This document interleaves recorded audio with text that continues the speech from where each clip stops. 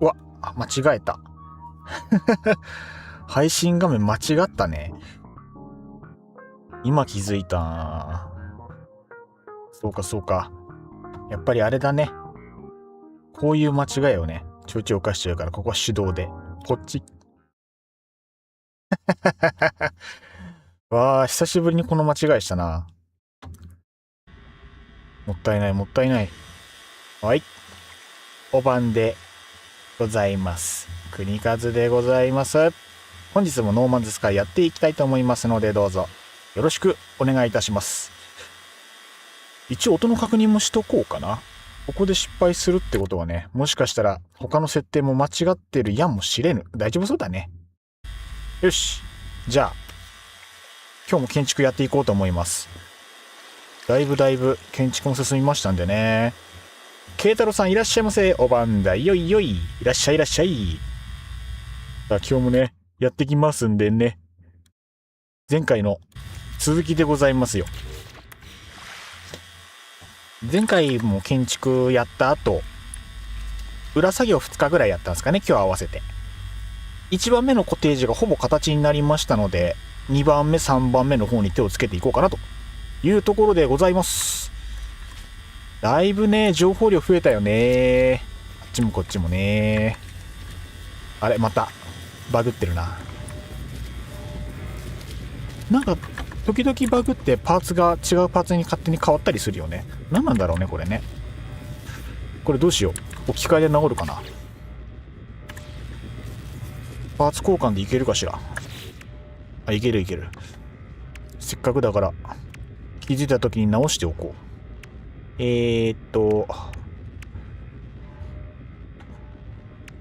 なんか違うな。なんか違うね。一回これにして。あー、ポスター消えちゃうのかい。わー、失敗した。なんだよ。せっかく貼ってもらったポスター消しちゃった。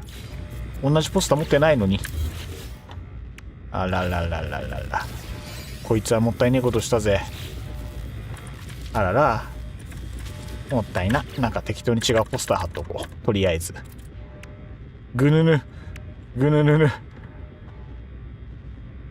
そう、こういうことがあるからね、一人ではやりたくなかったんだが、まあ、仕方ない。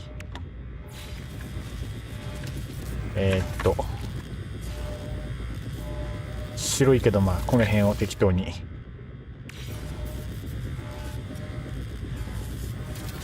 あと意欲的ポスター、意欲ありますよと。意欲アピール。 OK。 一旦こうしとこう。さてどうしようかな。一旦とりあえず前回の建築から進化した部分をちらっとお見せしていきましょうか。まずこちらですね。中継地点がありますんで、この中継地点を抜けていただいて、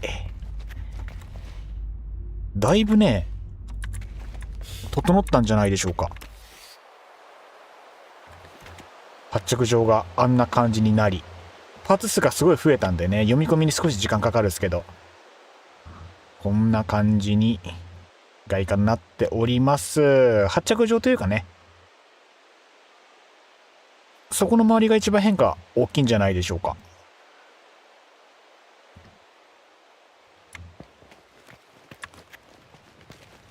火生やしてみたりとかしてリゾート感をね演出してみました。お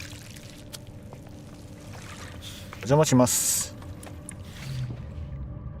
まだカウンターとかがねちょっと途中なんですけど、ちょっとした装飾がお出迎えしてくれると。でこちらにはくつろぎスペース、ちゃんとベッドも完備してあります。こっちのベッドはね前回りゅうきさんに設置してもらったもの3つあったんだけど2つでいいかなと思ってちょっと数減らしちゃいました。テーブルの配置も少し動線が確保できるように調整してこんな感じになっております。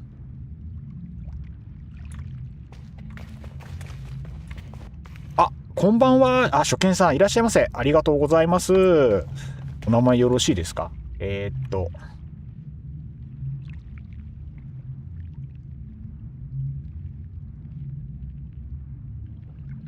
ディさんで、すみません、英語苦手で読み方間違ってたらごめんなさい。キャディさんでいいですかね。ケイドさん、ありがとうございます。ケイドさんよろしくお願いいたします。国和と申します。ノーマンズスカイ、今日も建築をねゆっくりやっていきますのでね、お気軽にバンバンコメントください。よろしくお願いいたします。タイトルにもあるのでゲーム関係ない雑談とかでもね何でも OK にしてましたので、お気軽にコメントしていただければと思います。今日はこちらのノーマンズスカイ建築の続きをやっていくんですけれども、こんな感じに今なってますね。ここの今水上コテージを建てたんですけど、景色がいいんですよね。夜だからあれなんですけど、パンダさんこんばんはいらっしゃいませ。いつもありがとうございます。中堅勢ですこのゲームに関しては大ベテランでは今日もありがとうございます。建築ね1個目のコテージがほぼ形になりましたので、これから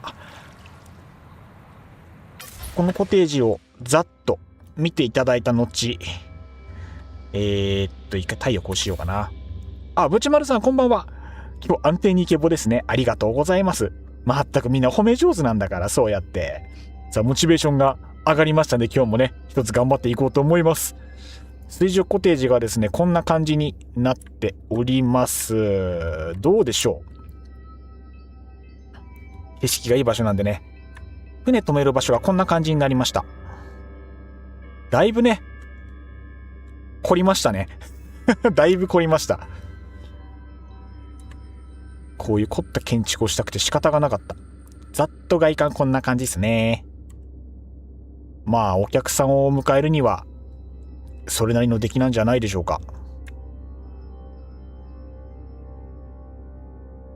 本当はもうちょっと装飾凝りたいとこなんですけど、ちょっと一個の建物にずっと凝り続けるとね、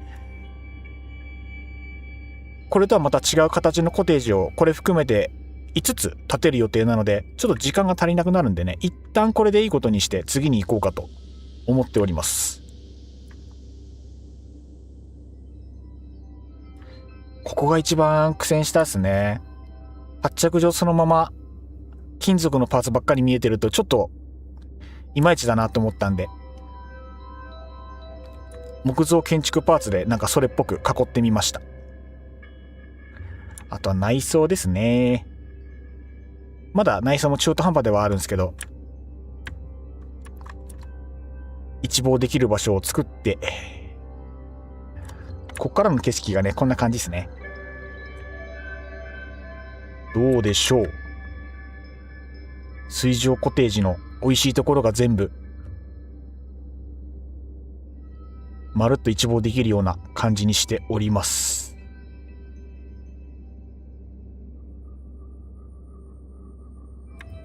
オブジェも置いてみたりなんかして、宿泊施設のイメージなんでね、ベッド設置したりとかしております。この建築まだあんましっかり見てなかったけど、めっちゃいい感じね。いいでしょう。いいでしょう。前回りゅうきさんが手入れていろいろ入れてもらったやつを調整した感じですね。ここに関してはもう少し建物の周りもいじりたいところですけど、ここばっかりやっててもちょっと時間ばっかり消費しちゃってあれなんでね、今日は2軒目3軒目の方にこのまま行こうかと思います。どう？いい感じでしょう。かなり様になってるんじゃないでしょうか。いい感じ。よし。というところで、これが1軒目のコテージです。次は2軒目に行こうと思います。この辺もね、本当はなんかもうちょい調整したいけどね。ここも景色いいからね。これなんだよな。この景色なんだよな。いいね。で、2軒目が前回パンダさんが建築してくれた建物に少し手を入れていこうかなとも思っておりました。どうしようかな。じゃあパンダさんの建築に行きますか。ここの中継地点も少し手を入れたいけど、ちょっと一旦後にして。さあ、パンダ先生作螺旋建築でございます。やべえ、どうしようやべえ、どうしよう、これどうしたらいいんだろうどう手入れたらいいんだろう、これ。やっぱこのクオリティをね出されてしまうと中途半端なことができなくなるんでね、ちょっと困っております。そもそもあれどうなってるんだ、この中間のパーツ。これ崩したら多分元に戻せんから、どうしようかな。じゃあせっかくなんでちょっと全体をパッと見させていただいて、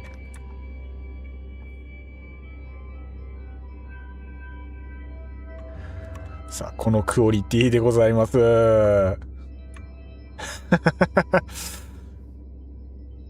いやー、やっぱすごいね。すごいっすわ。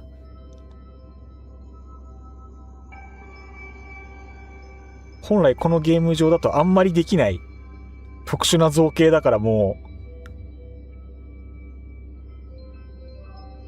これを生かしてどうにかしたいところ。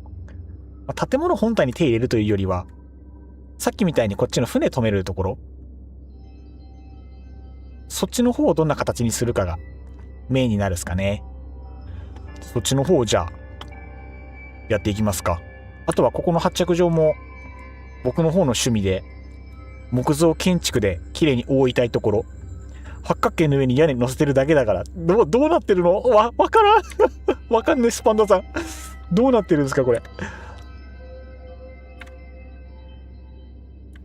今ここで建ててもらってるこの建築物に関してはもうほんとそのまま使いたいんですよね、できれば。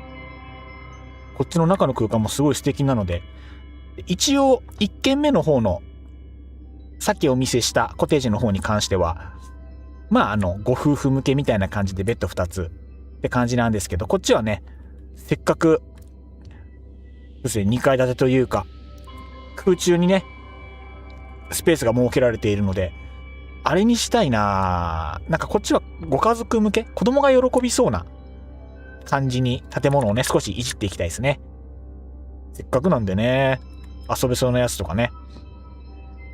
皆さんの建築技術すごすぎる。いやー、もうなんかここの配信に建築の匠の皆様や大御所の皆様がこうフラッと遊びに来ていただくので、都度大変なことになるんですよね都度大変なことになるんですよ。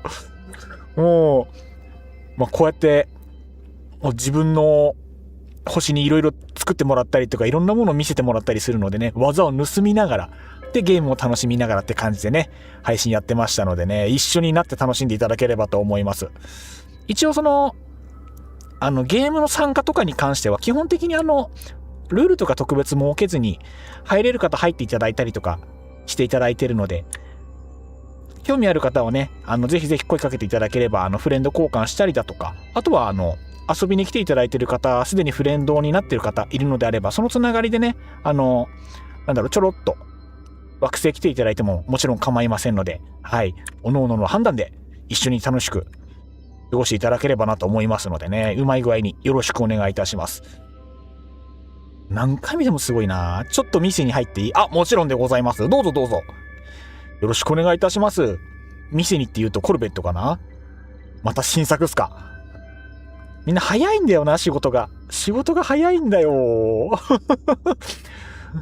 じゃあその間に、早速僕も手つけていきましょうかね。でここの建築物の方もですね、あれなんですよね。ここに建物が建ってますってなった時に、どの向きが一番景色がいいかっていうのはちょっとこだわりがあるので、ここだとやっぱこっち側かな、一番景色いいの。一番視野が開けて景色がいいのは多分こっち側なんで、こっち向きに開いてくれればいいな。いや、それの作り方。ああ、この螺旋建築ですか。見たい見たい見たい見たい見たいどうしよう。じゃあ、僕どこ行ったらいいですかね、パンダさん。どうしよう。せっかく見せてもらえるのであれば、どっか。この機会に配信見てる方にも見ていただけるように、ちょっと、いい場所でカメラ飛ばしてやりたいな。どうしよう。一旦どうしようかな。じゃあ、メインコテージ、ロビーに行こうかな。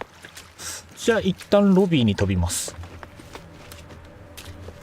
よいしょい。よいしょい。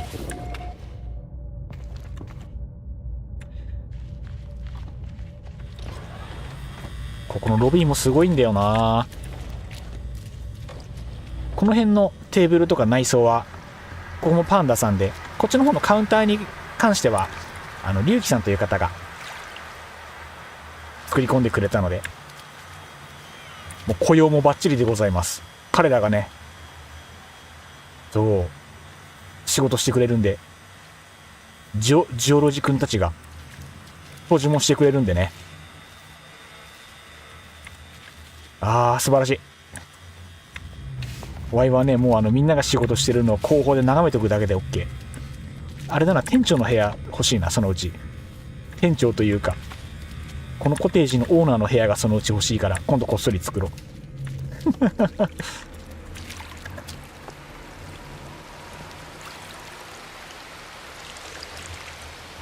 あ、パンダさんが高速接近中。あー、来た来た来た来た。来ました来ました。いらっしゃいませー。ここにいると被るか。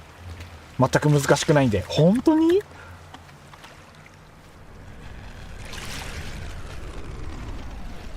はーい、いらっしゃいませー。相変わらずすごいな。ワイの知ってるコルベットと違う。すげえ。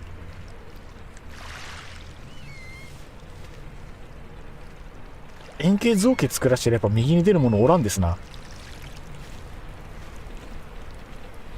おらいおらい。すげえ。なんか火吹いてる。なんか火吹いてるで。またしばらくあれだね、コルベット鑑賞会もしてないね。やりたいね、またね。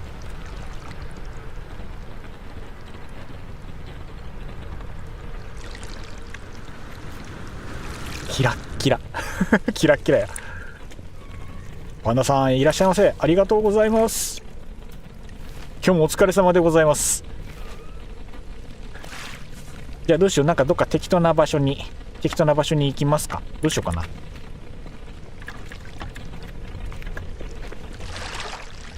どうしよう。じゃあね、3番床板張ってるんで、そこにちょっと一旦途中まで作ってみてほしいです。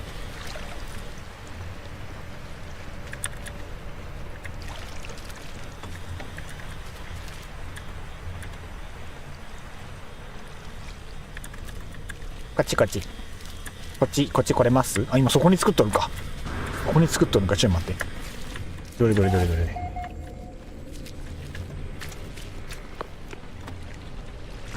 ちょっとカメラ飛ばしますね。そしたら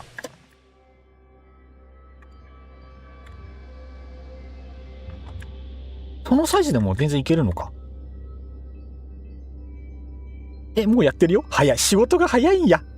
仕事が早いんや。あ、ひまじんさん、もうちょいでレベル50に到達。こんばんは。いらっしゃいませ。なんか別のゲームやってるっすよね、そういえば。こっちの方のレベルかな。ゲーム順調なわけですね。素晴らしい。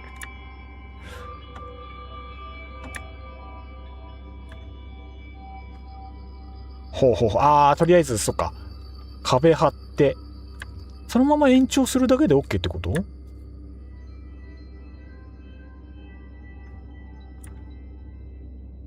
はいはいはい。おー。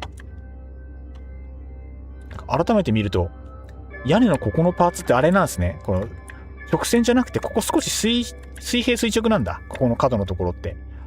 そうそう。もうほんとこれを連続するだけってことですね。あれか。その辺の長さと、この角の数で複雑さが変わってくるイメージか。なるほどね。あれ、向こうの方ってここのクロスの、この辺すごいえぐいことになってましたけど、これはあれか。もしかして、この地面の、なんだ、ペンタゴンっていうか、いわゆるここの地面の八角形みたいなやつとか、それの数がさらに違うのか。それがクロスしてるのか。向こうのやつって首、ここの中間の構造すごい複雑でしたけど、あれってもしかして、ここの地面のその、1、2、3、4、5、6、六角形六角形、八角形をさらに45度とかずらして床板もう一枚貼ってるのか、もしかして。画数が多ければ複雑になろう。確かに。そういうことか。やっぱすごいな。やっぱすごいな。へえ。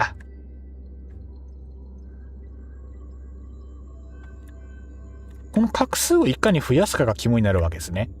なるほど。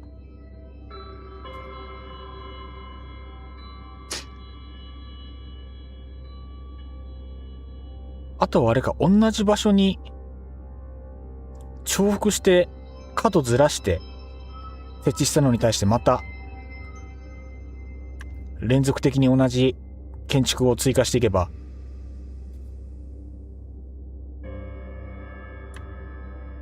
勉強になる。真似しよう。これ真似しよう。この理論でいくと、あれですね、その斜め素材、屋根とかをうまく使ってる感じですね。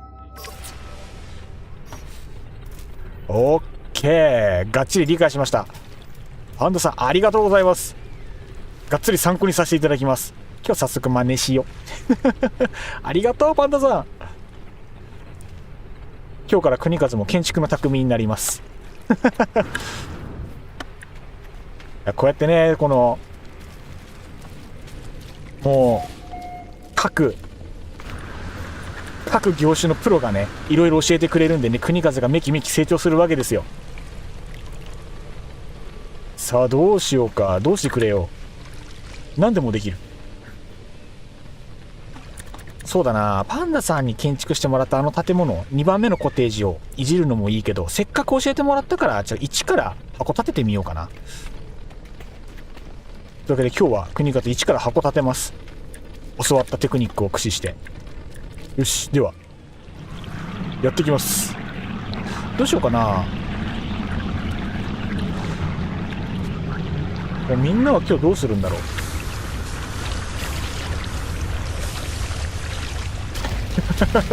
なんかすごい、なんか祝われてるような気分になるな。いいな、それちょっと欲しいな、やっぱり見てると。さて、じゃあ私は3番コテージに行って箱を作ります。3番コテージの床がこちらですね。まだ本当に床の面しか作ってないんですけど、床の形とかも場所によって全然違うので、ここが角丸の四角形の床っすね。じゃあここをさっきの建築技術で複雑な形で作っていきたいところで、さっきの理論でいくとあれなんですよね。その一旦壁生やしてそこから斜めに生やすだけでおしゃれなねじれ構造が作れるようなので、ここの床がですね、かなり特殊な張り方してます。なんかもちゃもちゃってやったらこんな感じになってました。いつの間にか。なのでこれに対して壁を少し張ったりとかした上で斜めの建材を伸ばしてっていい感じのクロスになってくれたら嬉しいなという感じでちょっとやっていこうかと思います。さてさて、さあ遊ぼうか。どんな感じになるか遊んでみようじゃないか。もしくはね、さっきの三角形のやつをいい感じでかませていけばどんどん複雑な造形になりそうだから、それでもいいな。さあどうしよう。これは楽しめそうですな。どうすかパンダさん、この床楽しめそうでしょ何でもできそうでしょこの床。これはかなり特殊な建築作れるのでは。一旦仮でなんとなく壁張ってみるか。どうしようかな。もうねこの時点でだいぶね変なとこに壁張らされるんだよね一旦どうしよう。この辺に適当に壁を張ってみて。壁張りづらいな。すげえ壁張りづれえ。ここなんかこういう張り方ができるな。これ床どうなってんだこれ床どうなってんだ。一旦適当に床張ってみる。とりあえず床じゃない壁張ってみる。なんでもね実験だからね、試行回数増やしてって何でも試していこうぜ。よいしょ。これ3枚ずつだったっけか。床3枚ずつだな貼ってんの。一旦3枚ずつ貼っちゃおう。とりあえずここももう1枚あるはず、ね、よし。まず3枚ずつ貼ってみてどうなるかな。でこうしてこうしてこう。あ、そうか。ひまじんさん、そうか。FF14 やってるんだ。なんか言ってたっすね。FF14 な。なんかうちの兄弟とか、あとは知り合いの VTuber の方も最近ずっとやってて、みんなハマってるんだよな。面白いんだろうな。いいなと思いつつ、こういう感じかな多分。もし囲うならこのサイズであれば、多分こことここがいらねえな。こことこことこことここが多分いらない。一旦ね、一旦こんな感じの。どうしよう。ここはあれだな。あえて壁で囲い尽くさずにちょっと風通しのいい建物にしたいんで、天井を高くしましょう。で天井を高くするためにあえてこれを高めに建築して、3段ぐらいにしとくか。3段ぐらいにして、そこから屋根を作ってみよう。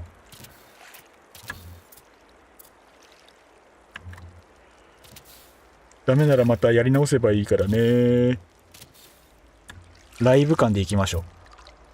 せっかくのライブ配信、ライブ感が生まれなければもったいないじゃないですか。基本的に毎週水曜日か木曜日ぐらいのところでね、定期的に配信するようにはしてたのでね、お時間合えばぜひぜひ来週とかも遊びに来ていただければと思います。配信面白いと思っていただけましたらね、もう気軽にいいねボタン押しちゃってください。どうぞよろしくお願いします。逆に僕の配信だと気に食わなかった場合とか、なんか嫌なことあったなとかあれば、逆にもうバットボタン押してもらって、コメント欄にここちょっと嫌でしたとか、これちょっと配信上良くないっすよねみたいな指摘とかもねしてもらえたら糧になるので、はい。むしろ何かあればぜひぜひそういうのもね気兼ねなくバンバンやっちゃっていただければ本当に助かりますんで、よろしくお願いいたします。よしよしよし。多分な、これ素直な六角形とかの方が綺麗にクロスできそうな気はするんだけど、どうなるかな。あとはそのガラス張りにするしないのところでも多分ビジュアルは変わってきそうな気はするのですが、なんか配置がこんなもんか。角のとこは接触してるのがここ1箇所。なんか向こうとこっちで幅違うね。そうでもない？一緒？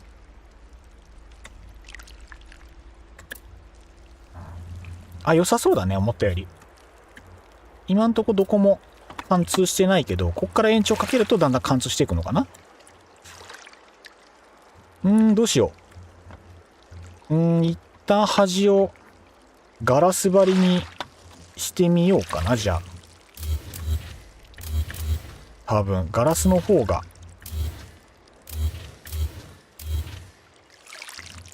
いいような気がする。いや違うな。ガラスじゃない方がいいや。優柔不断。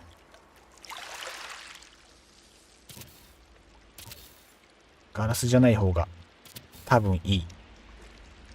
なぜなら屋根をちょっと宙に浮き気味にする予定なので、風通しがいいからわざわざガラスで透明にしちゃうのは逆にもったいない。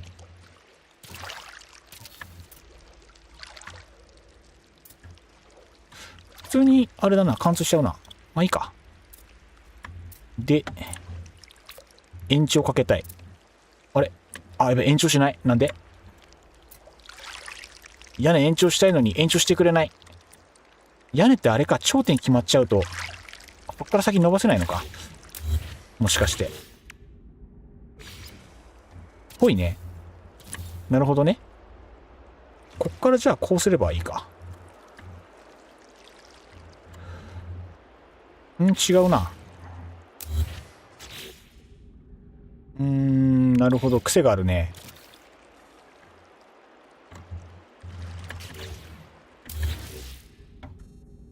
だんだんコツが分かってきた。頂点決めちゃうとダメだから、頂点決めずにクロスさせるのか。オッケーオッケー。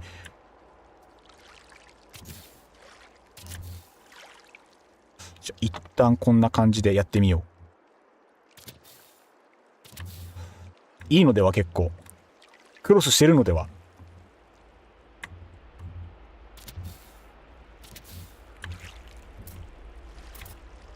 複雑になってるのでは？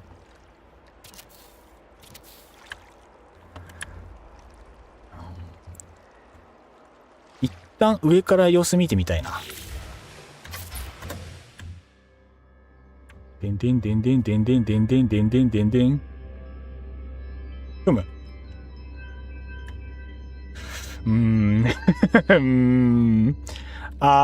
パンダさん待って。ストップ。ちょっと様子見たい。次々と生えていく。複雑にはなっているけれども。すげえな。なんか花咲いてるみたい。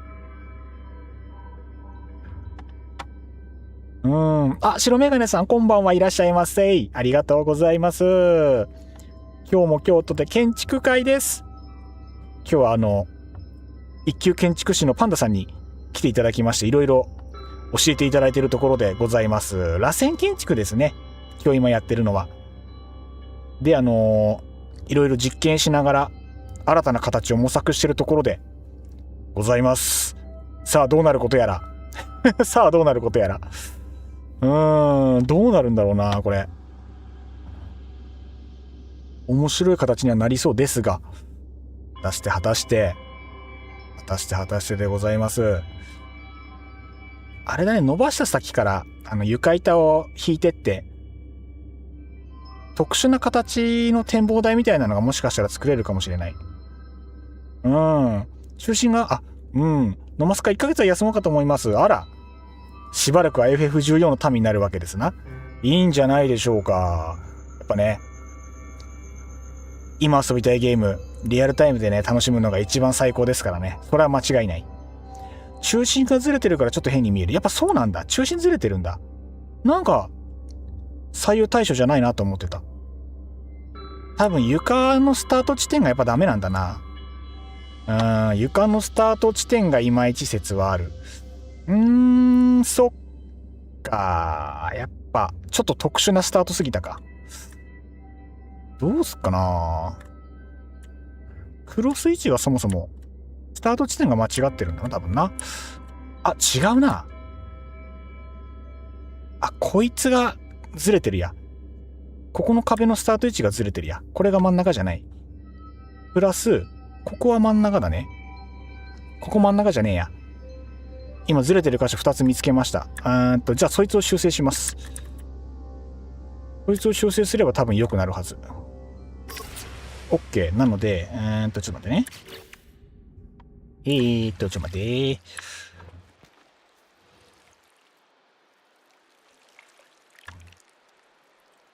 床の真ん中から、ここですね。角の真ん中から生えてるやつから伸びれば多分全部行くんだけど、2箇所だけそれがずれてるのを今発見したんで、そいつを直します。君がこっちだね。君こっち。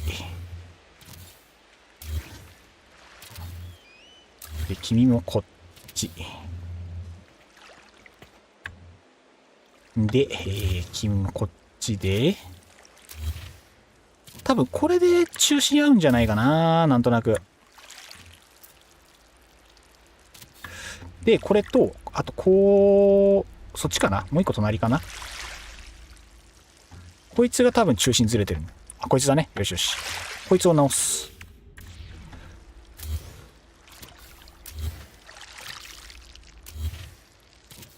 これでいい線いくんじゃないかな。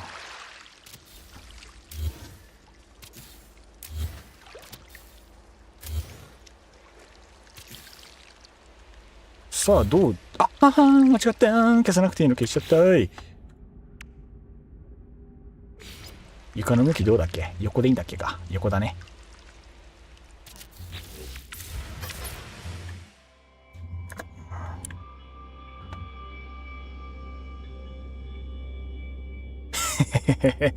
そういう問題でもなさそうだな。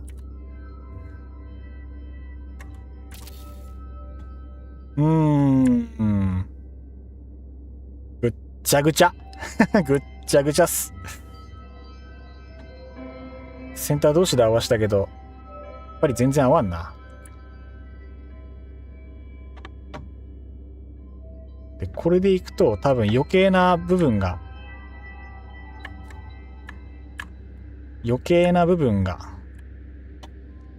パンダさんのスピードについていくの大変ですよね。やっぱみんな思っとるんか。仕事が早いんよ。マジで慣れてるから。建築スピードがね、パンダさんすごいからね、経験値的にマジでついていけない。すごくて。すごすぎてついていけない。そうなれたらね、このスピードについていけたらもう他の追随許さない。もう、いわゆるその一流プレイヤーの仲間入りなんでしょうけど、遠い背中が。背中が遠いの。でもね、なりたいっすよね。目指してる背中なんで。パンダさんの背中自分目指してるんで。いやー、どうしようかな。多分ね、この真ん中の壁から上に伸ばしてるやつがね、余計なのかもしんない。だからこっちの方の斜め壁のやつだけを参照して、そっから伸ばしていってあげたらもしかしたらいいかもしれない。あとやっぱり三角床からの、誰がソロやね。言ってない言ってないわ。言ってないですわ。ちょっと下ネタやめて。ちょっと下ネタやめて。今日初見さんもいるんだから、下ネタやめてくださいよ。ちょっとここの天井はね、多分、斜めじゃないところを一旦外す。多分その方がいける気がするな。なので、真ん中のこいつらは一旦撤去。なんか違うの消しちゃった。まあいいや。一旦これ撤去。これも撤去。多分ここだな、悪さしてんの。あと違和感が出るの。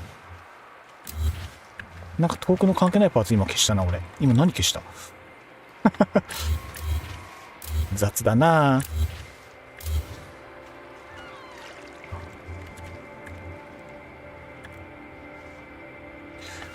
どれだ、これか。これと、これ。こうすると、上の方で多分、必要最低限のクロスをするんじゃなかろうか。で、問題はこっから、このクロスに対してどうするか。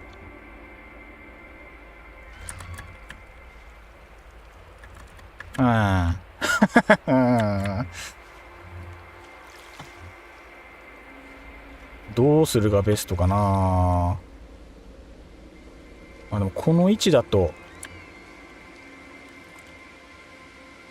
センター同士、そもそも真ん中開くんだね、これだとね。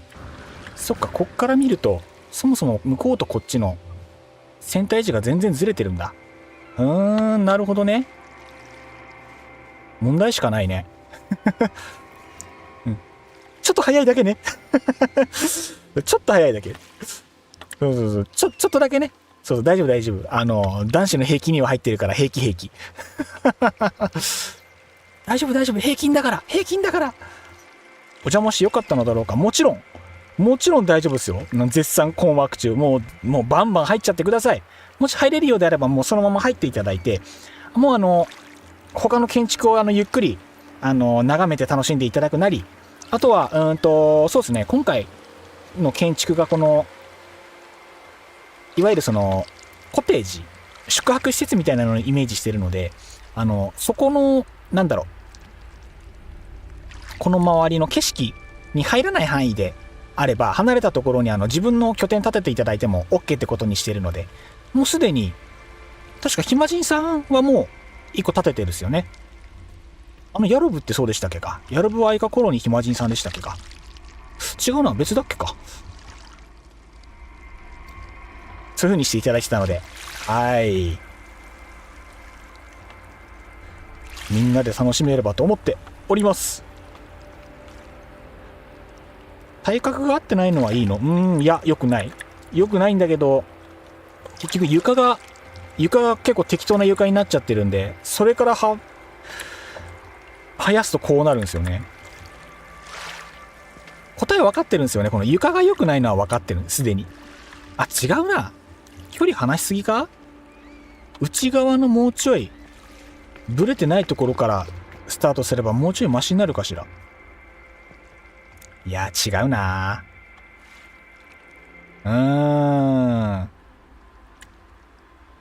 理想で言うなら画数を増やせばいいっていうことなので、八角形に対してさらに距離を伸ばして。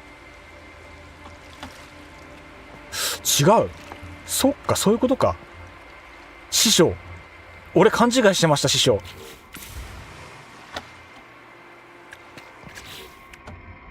師匠、これこういうことっすね。つまり。こうします。なんで？最近なんか建築できない時あんだよな。何なんだろうこれ。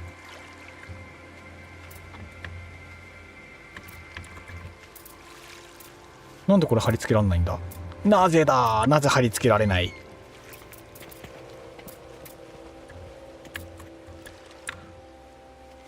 なんか建築の仕様変わった？前これの建築できてた気がするんだけどな。なんで立たないんだ？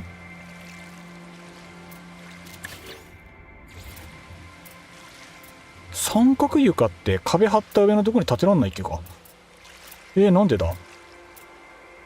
床のみかこれ。思ってんと違う。まあ一回床剥がすか。一旦この床もう剥がしちゃって、でこうだね。 OK だね。これも違うな。いらんな。間違った。消して、でここに一旦八角形作っちゃって、八角形というか三角のあれ床作って、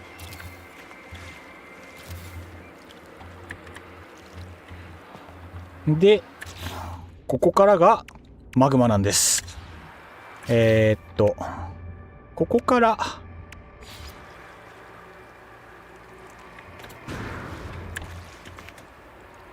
床林しいの。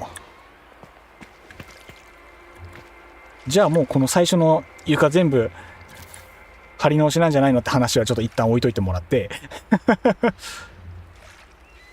あ、ダメだ、これやりづらい。下に床が干渉しやりづらい。思ったようにならん。一旦こっちの壁は撤去します。ごめんなさい。一旦撤去します。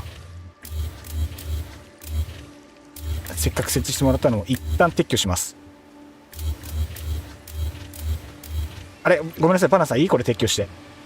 半分今撤去しちゃったけど。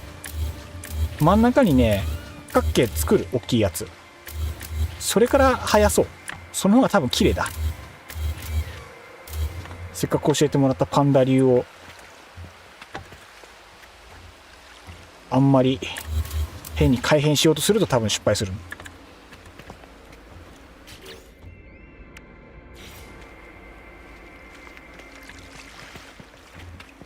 こいつを追っ立てて、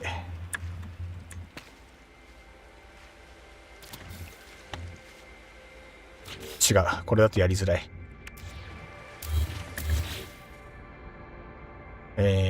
一番作業しやすいのはどれだ。あ、白メガネさん、私も少し見に行ってよいですか。もちろん、もちろんでございます。もちろん遊びに来てゆっくりしていってください。どうぞどうぞ。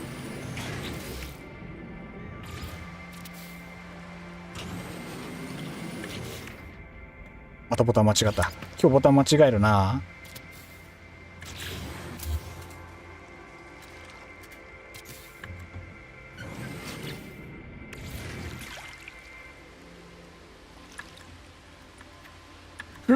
よいしょー。うまく貼り付け、うまく貼り付け。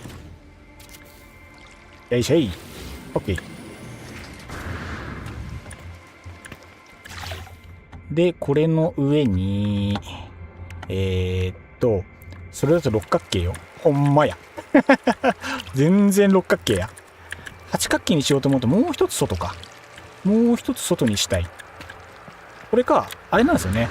ここから床板を伸ばして相手に三角を貼ることによっていい感じにならないかという模索。何角形になるんだそうすると。こういうこと。こういうこと。これだと12角形何角形 ?6 に12角形。これこういうことでしょう。つまりこれ大きくすればするほど頂点が複雑になるってやつと見たので、さらにもう一個こういうことよね。問題は多分これ半端だとこの三角がうまく噛み合わないと思うので、さらにもう一個伸ばします。そうそう、ああよかったよかった。これ正解っぽい正解っぽい。よしよしよし。これを正解と見て、でこうします。でここにこの三角を貼っていくと素敵なことになるんじゃないでしょうか。そんなことはねえな。画数増えるかと思ったらちょっと違うな、思ったのと。これだと違うってことはあれだな。多分こっから伸ばした方がいいな。きっとそういうことでしょう。こうするともしかしたら結構いい感じになるのでは。いややっぱ難しいね。難しいね。そっちから繋がらないといかないんだな。画数を増やそうと思ったらそうなんですよね。そういう感じになるんですよね。こっからさらに増やそうと思うともっと伸ばさなきゃダメか。もう一個ずつ伸ばすぐらいにしないとダメってこと？こうして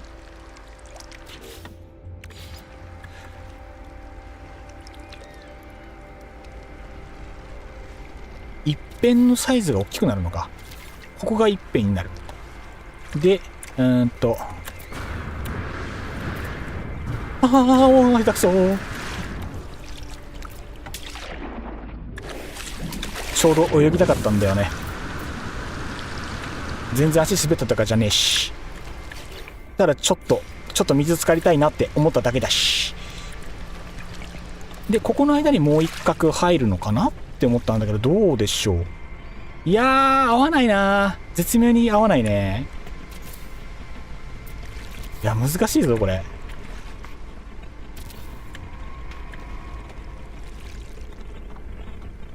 床が複雑回帰になるだけだな。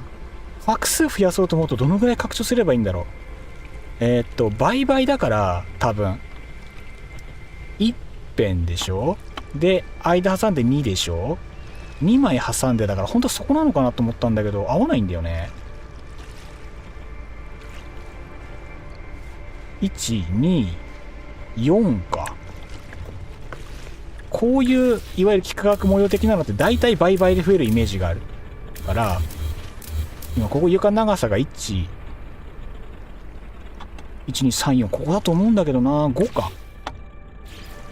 なんとなくね、そんな法則があった気がする。で、こういう感じになります。まずそもそもこの三角形の角度だと無理パターンかな。その可能性はあるか。その可能性ありそうだな。で、これに対して無理ぽ無理ぽ。多分なんか違うんだよな。何が違うんやろうか。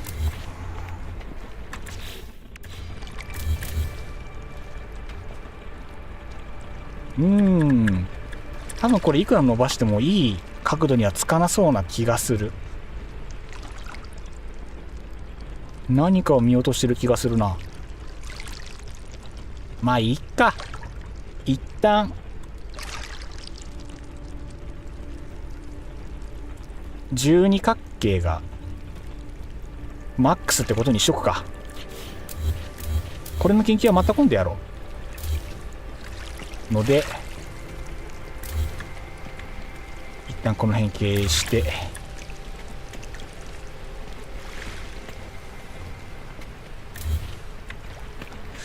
さあどうしようかな。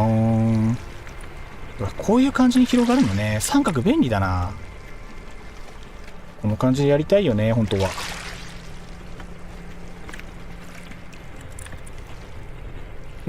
画数増やしたかったな。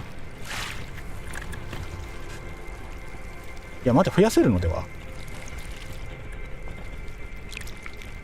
いやー、どうしよう。挑戦したくなるけどな。そこまで大きくするならワイヤーグリッチが必要になります。やっぱりそうか。素じゃ無理か。ワイヤーグリッチな。絶対面白いけどね、多分複雑というか不安定になるから怖いんだよね。怖いんですよ。ちょっと一回こう消しますね。申し訳ない。一旦消します。で、何をしたいかと申しますと、これに対して複雑な造形を作るならば、もし作るならば、なんかそこ角度違う？気のせい？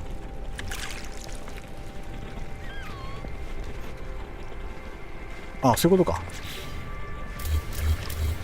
多分あれなんですよ。ちょっとこの三角ここまで消しますね。ちょっとこのままで、ここに通常の四角をまず置いて、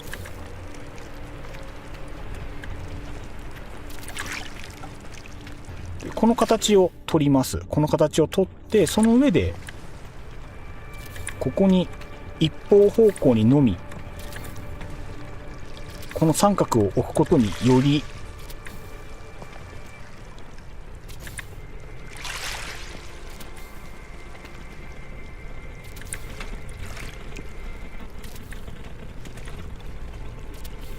これにより各方向から少し内側に入ったクロスの屋根が当てられるんじゃないでしょうか。全部茶色で分かりづらい全部茶色で非常に分かりづらい。今ちょっと夕日を真上にするか。今床板が、違うパンダさん、そっちはいらないっす。パンダさん待ってパンダさん、ちょっと待ってほしい。一旦それはいらないかもしれない。申し訳ない。ノコギリの波状に一方方向に同じクロスを置くことによって一方向に回転しているような螺旋建築が作れるのではないかという試みでございます。いい感じになるんじゃないかな。多分どうだろうか。多分いい感じになると思う。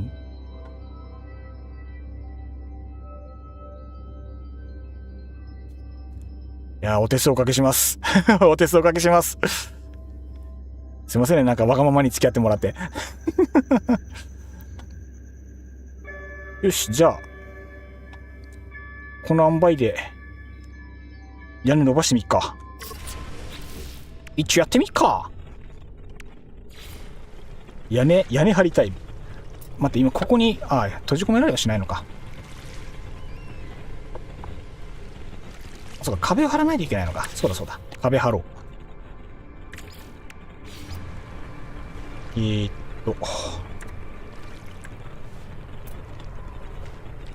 壁張りよ。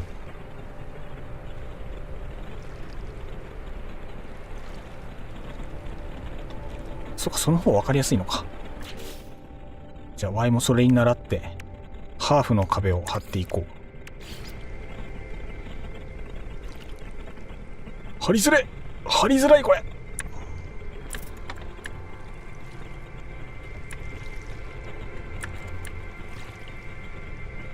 非常に壁が張りづらい。こうこうこうこう。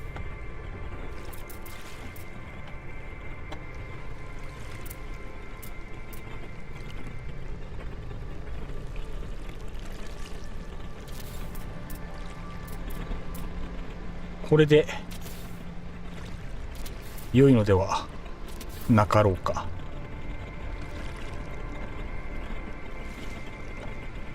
これで良いのではなかろうか。よしよし。二重で壁がこのように張らさっておりますので、これに対して屋根を張っていこうかと思います。でどうしよう。せっかくなんで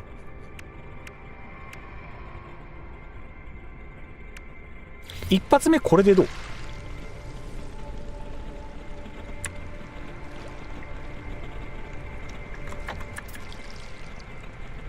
金属フレームのこやつで、こうの内側の方をどっちにずらすか。こっちにずらしてもなんかちっちゃいところに入っちゃった。間違うた。こういうずれ窓おしゃれなんじゃなかろうかと思った次第。こうのこう、こうのこう、こうのそこだ。どうだろう、ちょっと浮くかな。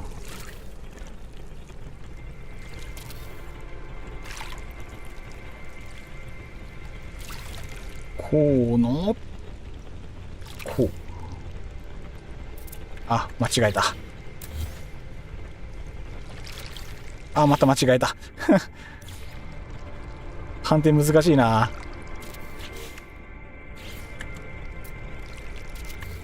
こうのこう。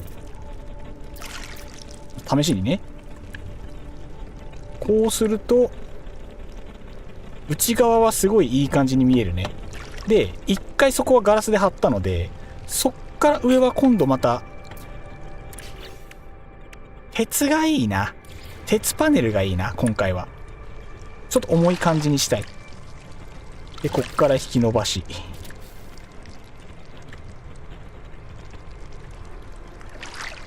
あー、干渉厳しいか。いけるか。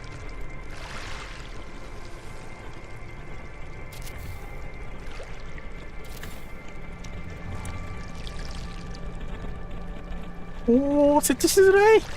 設置しづらい。ポイントが合わねえ。頼む。ポイント合ってくれ。こっから、あ、直接行った方が早いな。こうだな。よしよし。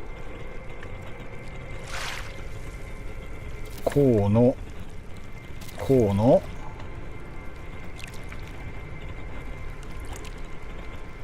よし、こうの、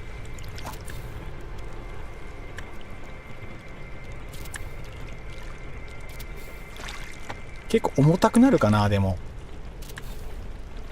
結構重量感マシマシな感じはあるね。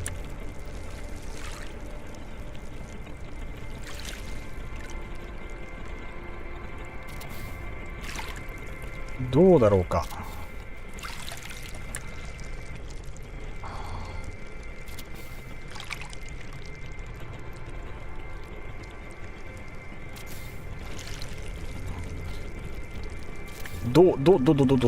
どうすか。結構な頻度で設置間違ってる気がする。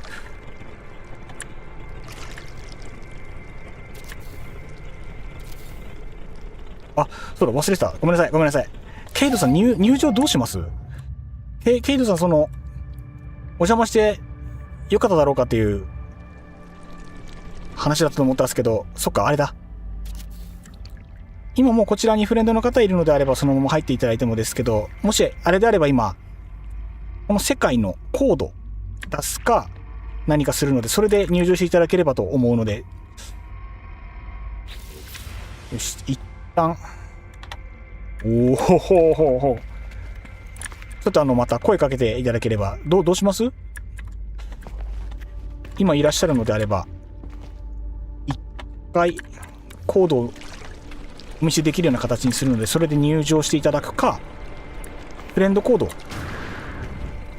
今ちょっと交換させていただいて、こちらに遊びに来ていただけるような形にするのはありかなとは思っております。これは複雑すぎるかと、やっぱりだいぶえげつない形になってるですもんね。俺後からいじるの大変だぞ、多分。しかもなんか多分どっか腹さってないな、これ。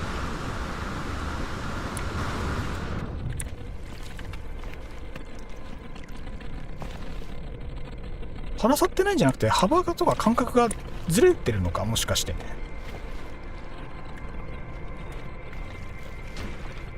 複雑じゃのう。まあこれ屋根単品で一回宙に浮かすつもりなので、宙に浮かすっていうか、シンプル建築自体が難しいまであるでも美しいのは美しいのでは。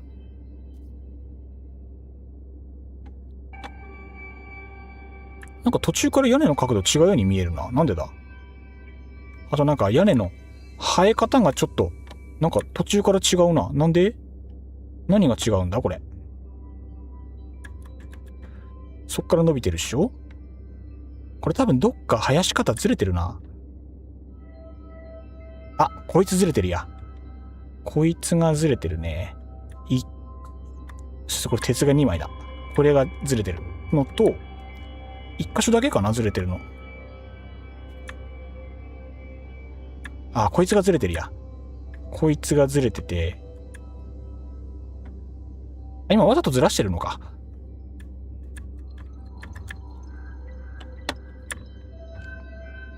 そうか、そっちの方が扱いやすいのは扱いやすいか。そうか。わざとあれにしたんだけどな。そっちの方が扱いやすいか。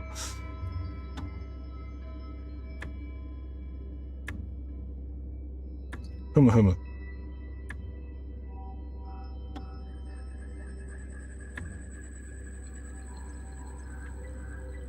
難しいね。これは難しいですな。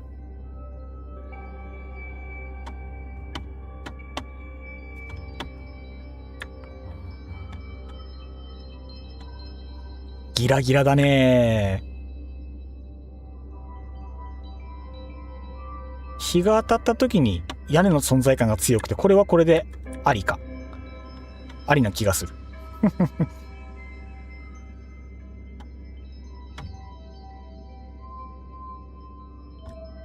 外の壁は左に寄せる。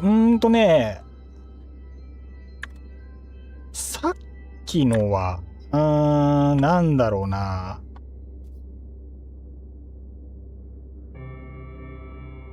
あ、チャット遅れですいません。皆さんのお邪魔になってしまうかもなので、ご遠慮させていただきます。了解です。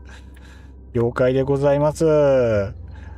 またどっかの機会で一緒に遊べれば楽しいなと思ってるのでね、その時はまたお声掛けいただければと思います。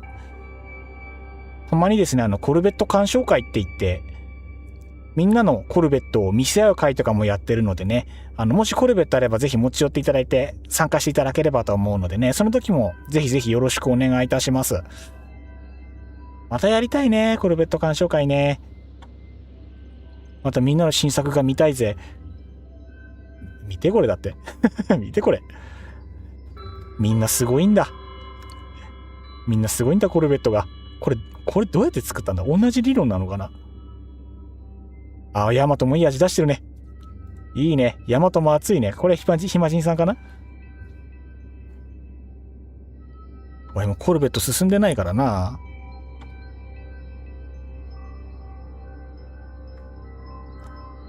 国方さんの配信で建築の匠たちの技術を勉強させていただくだけでもありがたいです。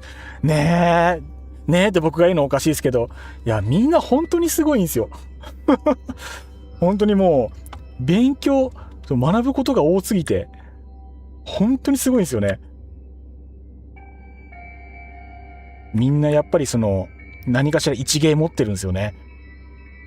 ヤマトは白メガネさんのですね。これ白メガネさんのヤマトですね。いいなぁ。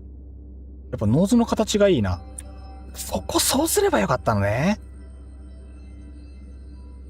やっぱりみんな甲板のとこのデザインにやっぱりなかなか悩むようなので、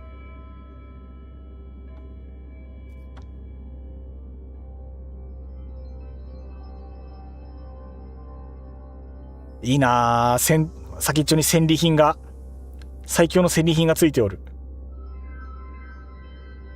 やべえ、ずっと見てたい。やばい、ずっと見てたい。ちょっと待って、建築に戻ろう。全部パンダさんに任せっきりだ。さて。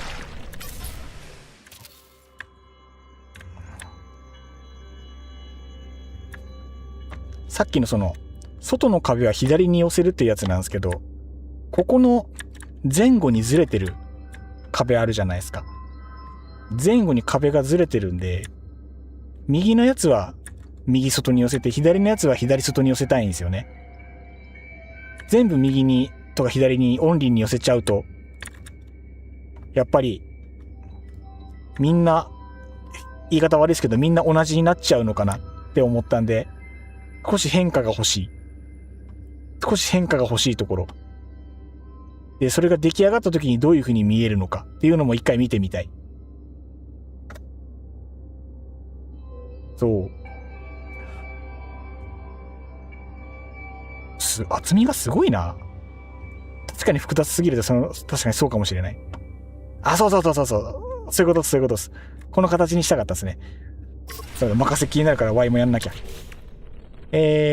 こうだな。こうして、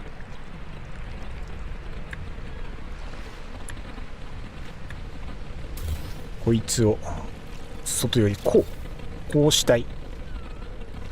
こいつを、こうしたい。で、こいつを、こうしたい。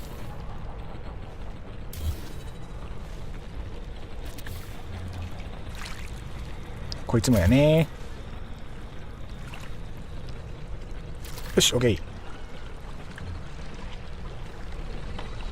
一旦ぐるっと確認するかな。だいたい一旦思った形にはなってると思う。良さそうですね。で、この状態から上に金属伸ばして、これちなみにですけど、こういう偏僻なパーツでクロスしたらどうなるんですか？パンダさん。こういう偏僻なやつで中間クロスしたらおもろい？違うな。ちょっと。どうして国風はこう変なことしたがるかね。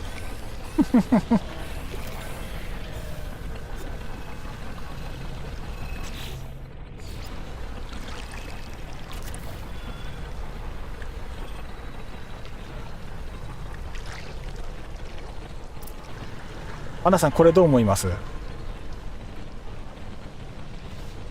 変か。さすがに変か。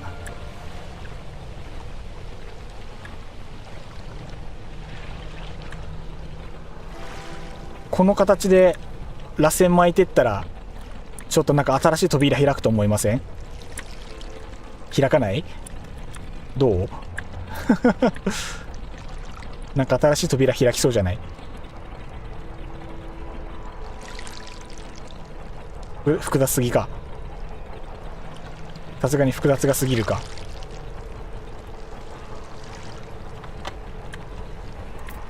ああ、そういう形にもなるのか。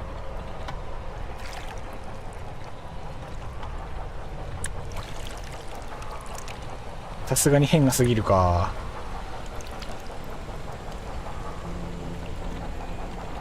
今そっか、そっちだけ巻いてるのか。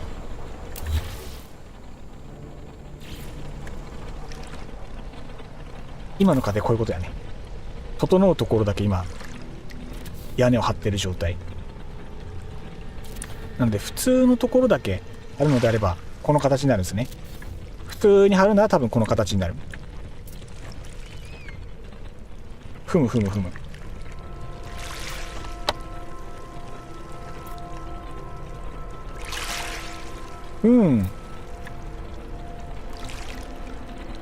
変だね。変だね。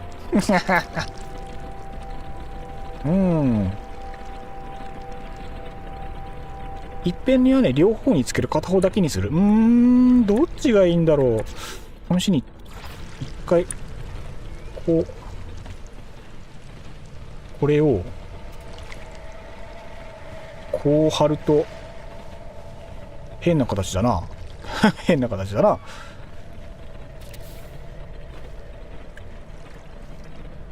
ほなさん、一旦この形どうすか？あ、これ良さそうじゃん。これどうすか？これかなりおしゃれな屋根の形になりそう。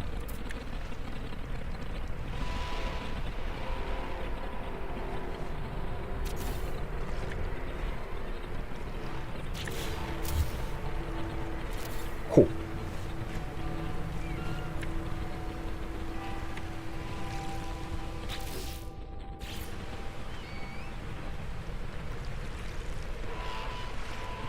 合わせるの難しいけど、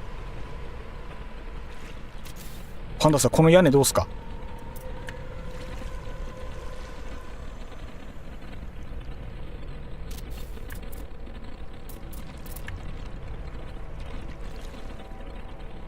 これはかなり強強なのでは。角目が綺麗に立ってて、これは結構綺麗じゃないですか。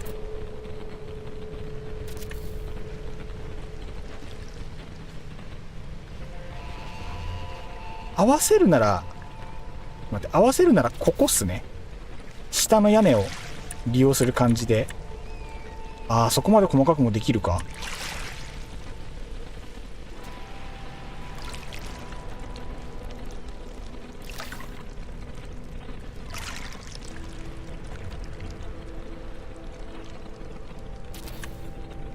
ここの角合わせでこんな感じでいかがでしょう。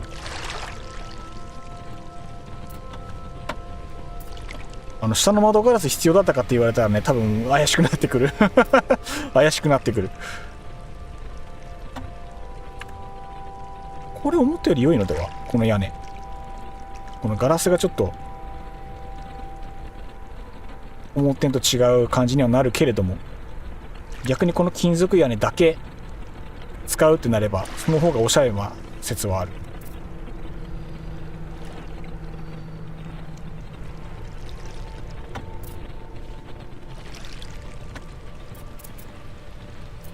こんな建築できるんだな。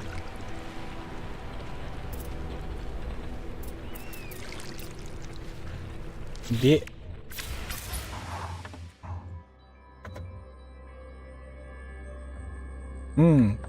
上に伸ばすもよし、そのままでもよし、これは選びたい放題なやつ。ガラスのとこいるかな？金属の屋根のとこだけでだいぶおしゃれな気はする。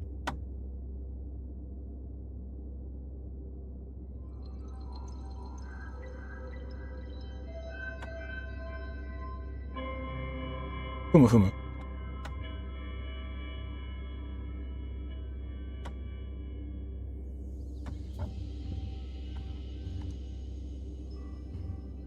しゃれなグラスとか、あと優勝カップの下の持つところみたいな感じになってきてる。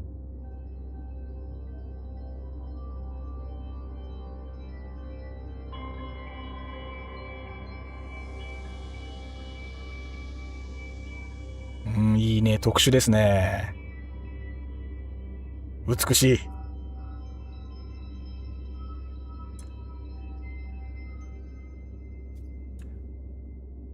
でもだいぶ複雑な構造になるですね。あんまり背高くしたくないんだよな。このクロス美しいけど、あんまり背高くしすぎちゃうと景色を食っちゃうから、景色を食わない建築になんとかしたいという願望もありつつ、そこ悩んでたんですよね。そう、背の高い建物はもう2号が、第2コテージがあるから、ここは上に伸ばさずに今広げてもらったところを、いわゆる展望スペースみたいな感じにすると、面白いのかなって思わなくもない。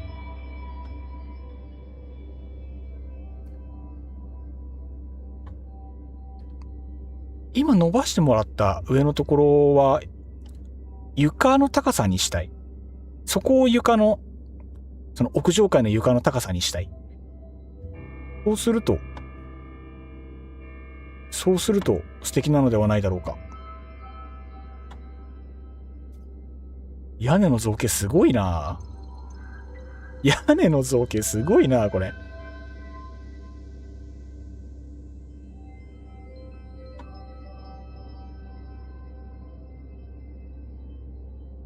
いいなあ。前回に引き続き、なんかまた全部やってもらう感じになりつつある。だってすごいんだもん。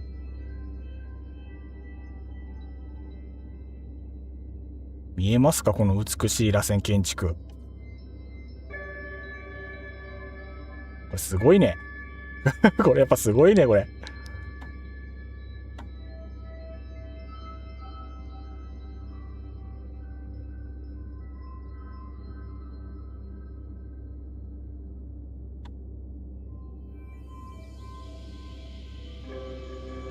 良きっすね。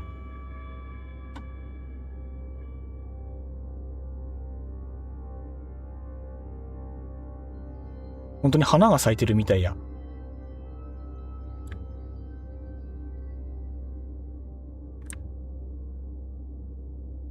パンダさんってこの螺旋建築っていつから始めたんですか、これ。歴史はやっぱり長いのかしら。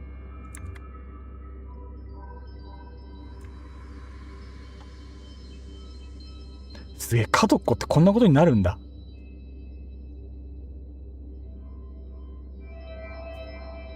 普通に建築してたら端っここういう断面にならないもんね。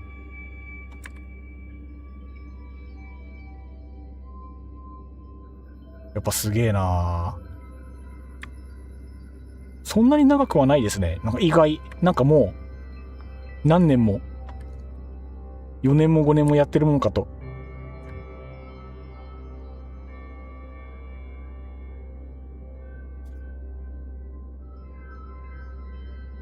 いやー、これすごいな。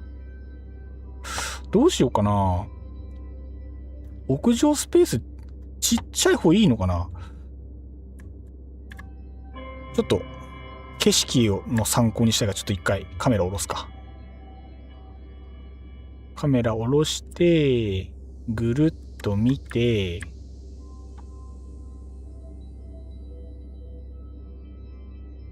あくまで今建ててるのは屋根なので、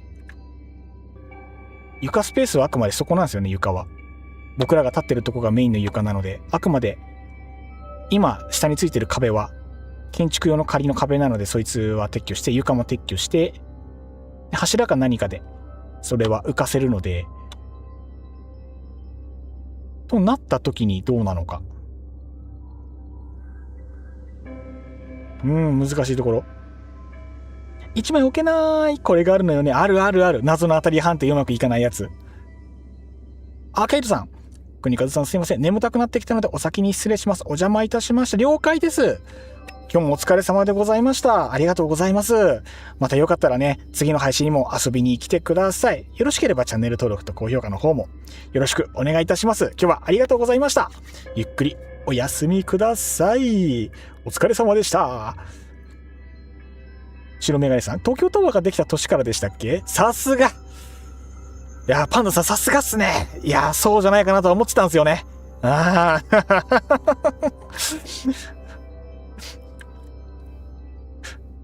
今日もまたパンダさんいじりが始まりそうな気配ね。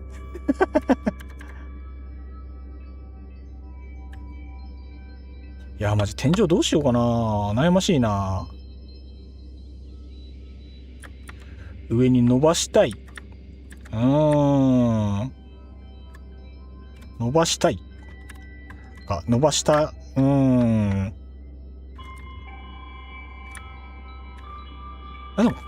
っぱ高さこのぐらいかな。このぐらいの高さがマックスですね。今がちょうどマックスぐらい。オッケーオッケー。俺、たかだか1500時間なだけよ。1500時間。いや、パンダさんちょっと01個サバ読んでません ?1 万5000時間。あれ、確かパンダさん1万5000時間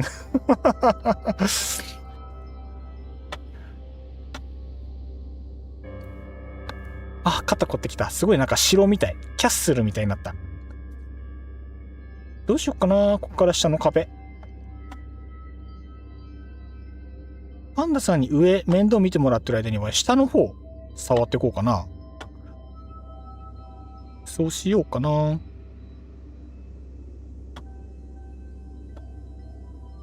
で、あと、ポイントとして、今、仮に、下の方、ガラス窓、ぐるっと囲ってますけど、この辺もね、ちょっとなんかいい感じに、調整していこうかなと思います。もしかしたらパンダさんの好みから外れる可能性はあるんですけど、すいません、そこはちょっとご了承いただければと思うのでね、申し訳ないです。よろしくお願いいたします。いいね、いいね。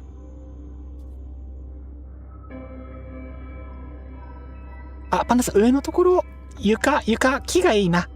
木の床板がいいな、できたら。木の方が風情あるな。コテージっぽいな、その方が。ちょっと、まだわがままを追加してもよろしいでしょうか。床は木がいいです。暖かい床が大好きです。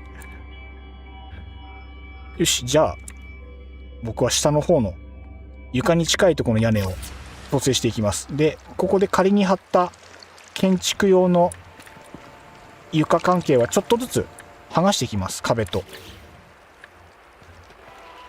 いや、違うな。その前に、屋根の形状の調整だな。やるなら。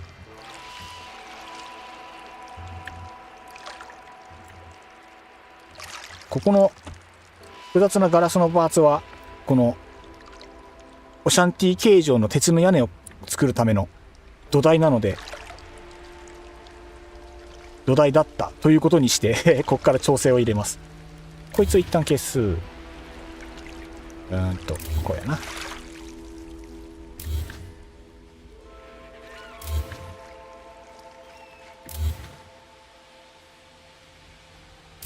こうして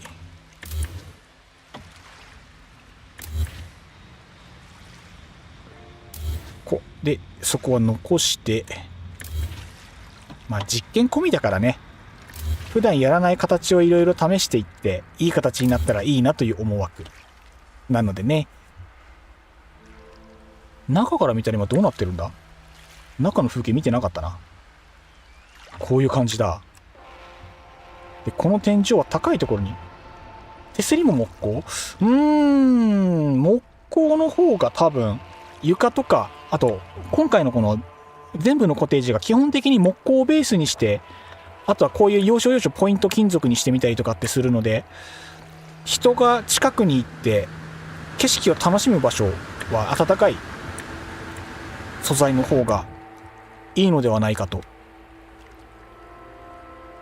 目標的にはここに人が立ってここで景色を楽しみますとなった時に景色に馴染む建材をできるだけ使いたいなという思惑でございます。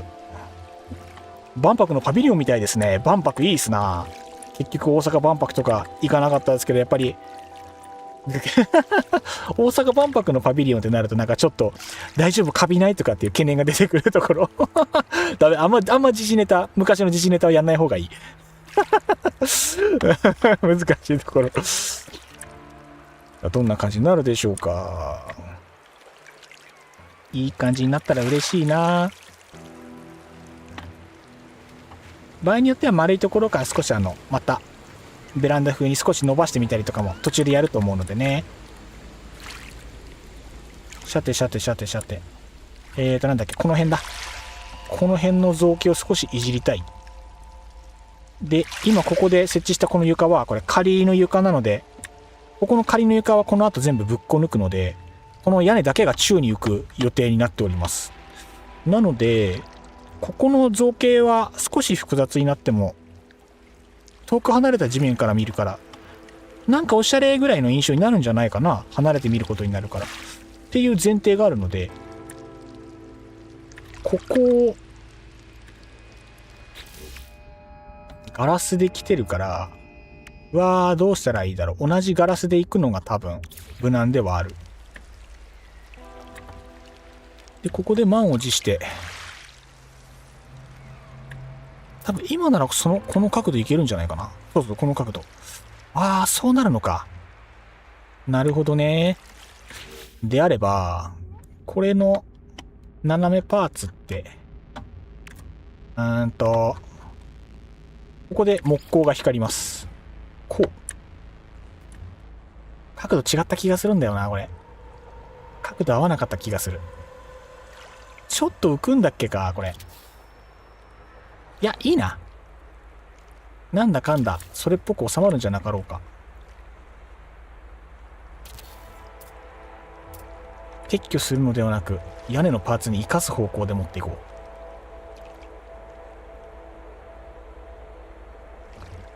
判定がこの角度から合わせた方がいいな。よしよし。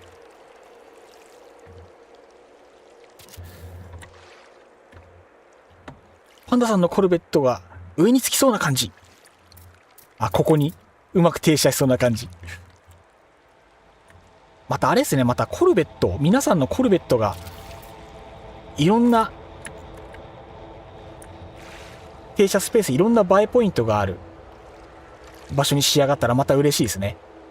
結局みんなおしゃれなコルベットで遊びに来てくれるから、今日のコルベットはここのコテージに置こうかなとかっていう、そういう遊び方ができたらまた楽しいかもしれない。なんか距離合わないな。なんだこれ。気のせいか。なんか距離違うな。いや、合ってるか。気のせいか。こんなもんか。こんなもんだね。見え方で幅が違うように見えたりするけど、きっと気のせいだと思いたい。どっかがまたちょっとずつずれてる可能性もあるけど、これいや、合ってるな。ずれてはいないな。ずれてはいないな。合ってるな。オッケーオッケー。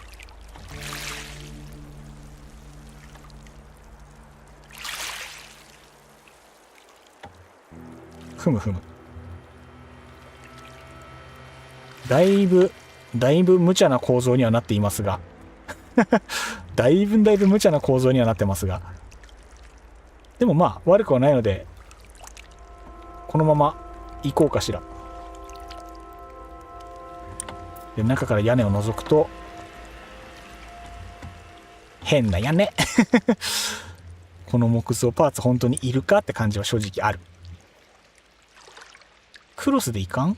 クロスここで貼るとそうなっちゃうのか。だいぶそれも無茶だね。だいぶ無茶だね。こ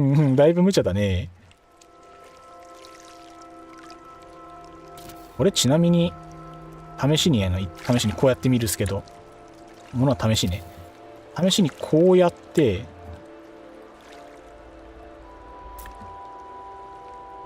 このクロス同士は干渉できないのか、距離的に。干渉しないのか、この位置だと。そうか、干渉できないか。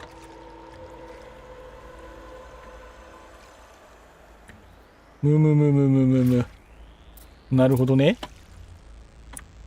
なるほどな。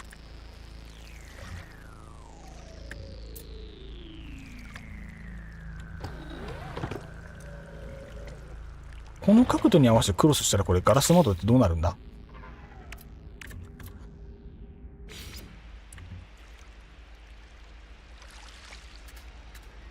試しね、試し。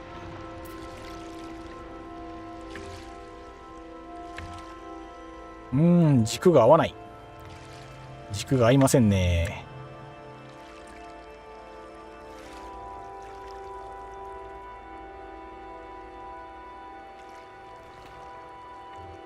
この貫通の仕方はあまり気持ちよくないな。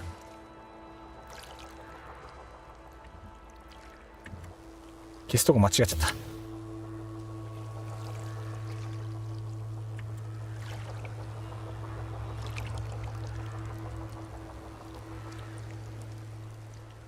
いいよ。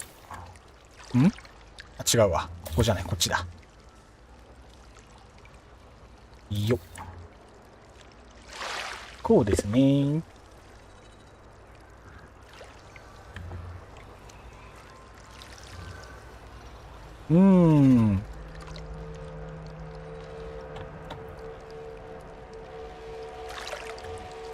屋根宙に浮かすつもりだからな。じゃあガラスこっちか。この構造で行こうと思うならこうか。あ、そうだね。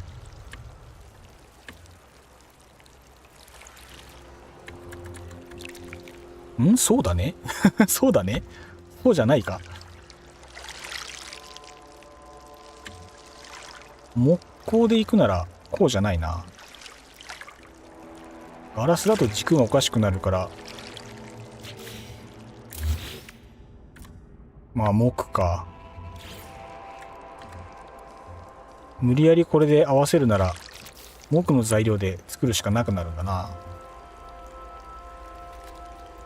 でもやぼったいか、木の屋根だと。さすがにやぼったい。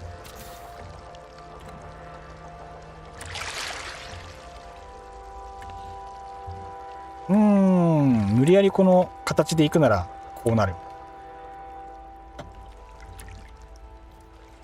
いまいちである。非常にいまいちである。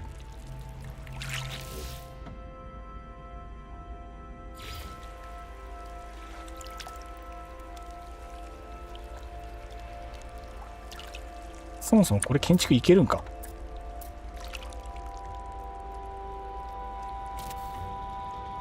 そもそも成立するのか問題はある。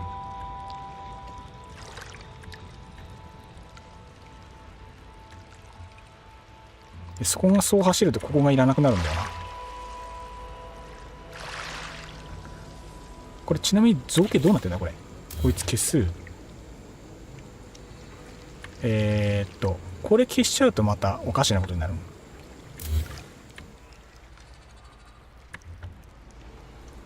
屋根が重たくなりますね。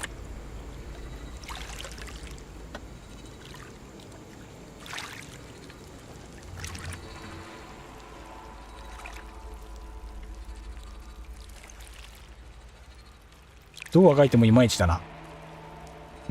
どうあがいてもいまいちですね。なんかそんなこんなやってる間に上がすごいことになってそうな気配。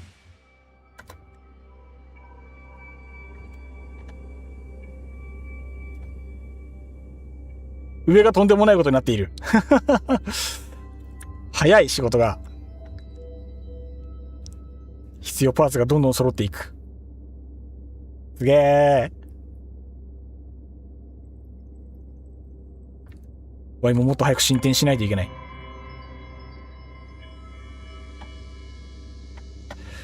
下の造形どうしよう。一旦ハグか。下鉄の屋根と上の建築してもらってるの残して一旦ハイでフラットにしちゃってもありだな。一旦フラットにしてから考えよう。一旦フラットにします。壁とかガイドで使えるかと思ったけど、必要ならまた生やせばいいので消します。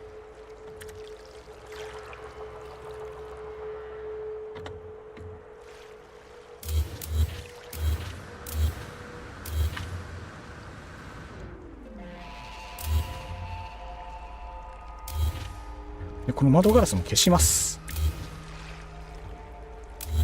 鉄の屋根以下は未満は消します。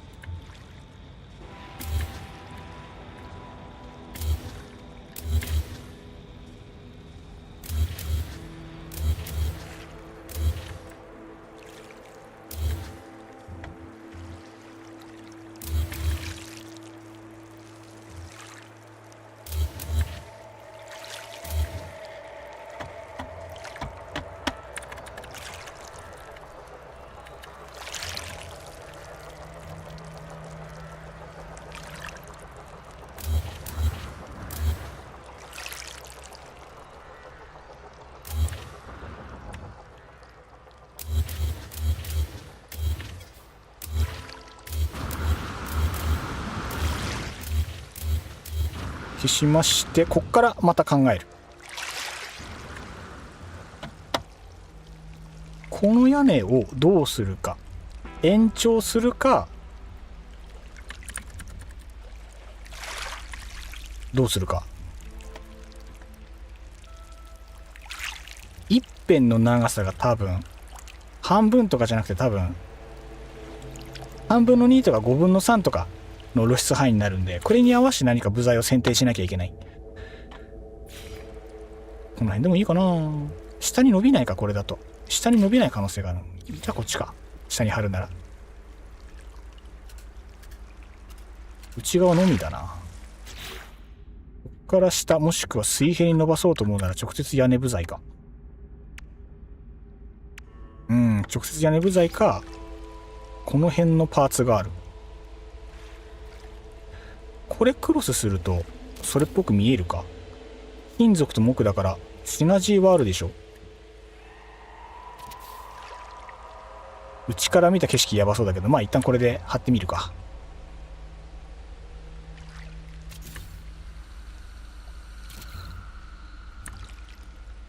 まあ上は適当にいじって了解です。ありがとうございます。空間ができればこっちのもんよ。いい。もうすげえ植物まで設置されてる。さすが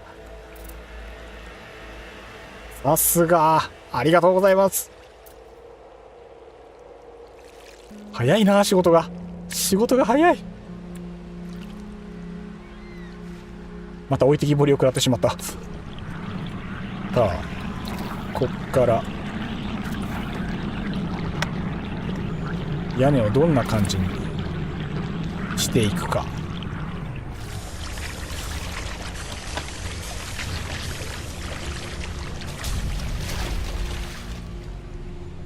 こうこう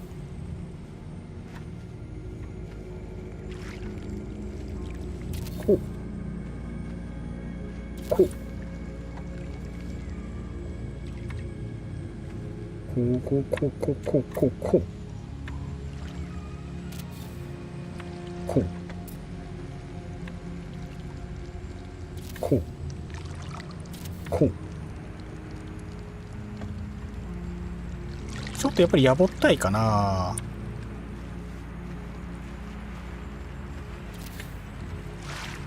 こうこう。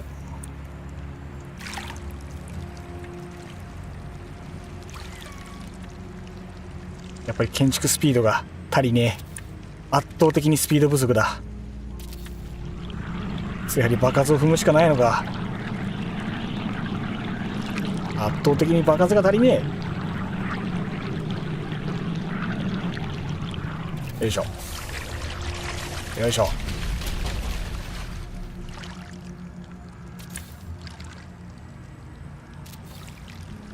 こうなって、で問題この角目はこいつになるんだよな、どうしても。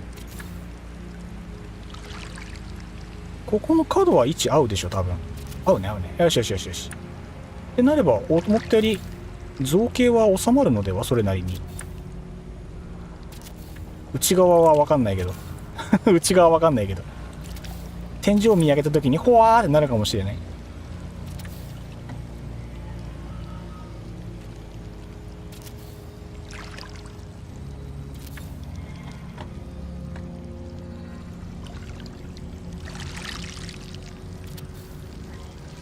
こんな感じ。こんな感じ。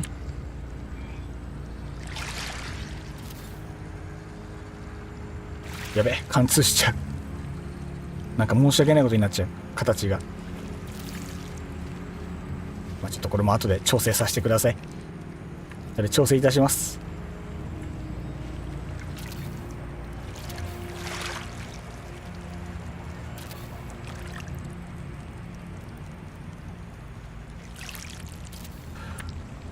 建築しながら思ってることなんですけど、再現性知らない子ですねっていう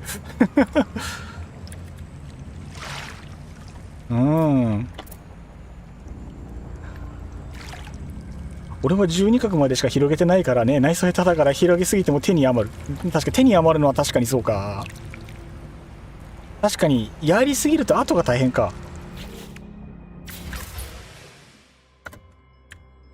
今屋根がこんな感じ。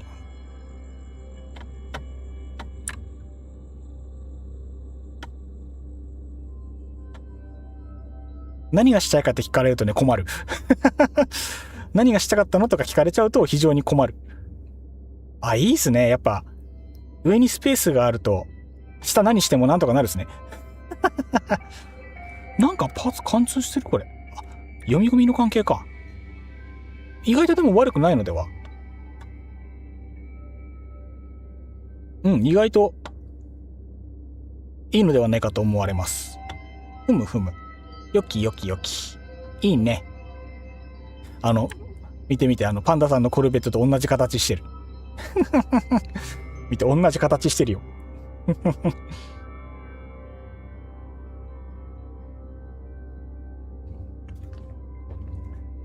あ、エナジードリンクがお湯になってる。あ、ぬるい。飲み干しちゃった。今日は珍しくモンスターに浮気をしております。さて、こんな感じです。今のところ。よしよしよし。じゃあ、どうしようかな。こんな感じになりましたので、やっぱ下から見るとすんげえことなってるな。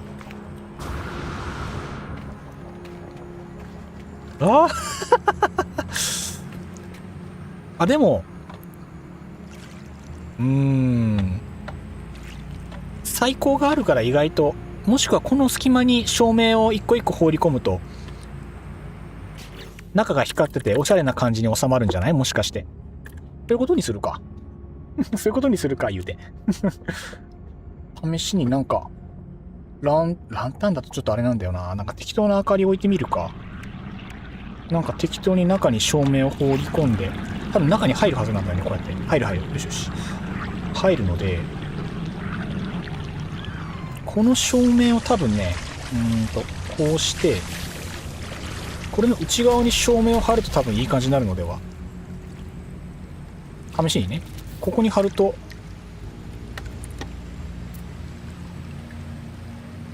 今貼ったのどこだ？あれか？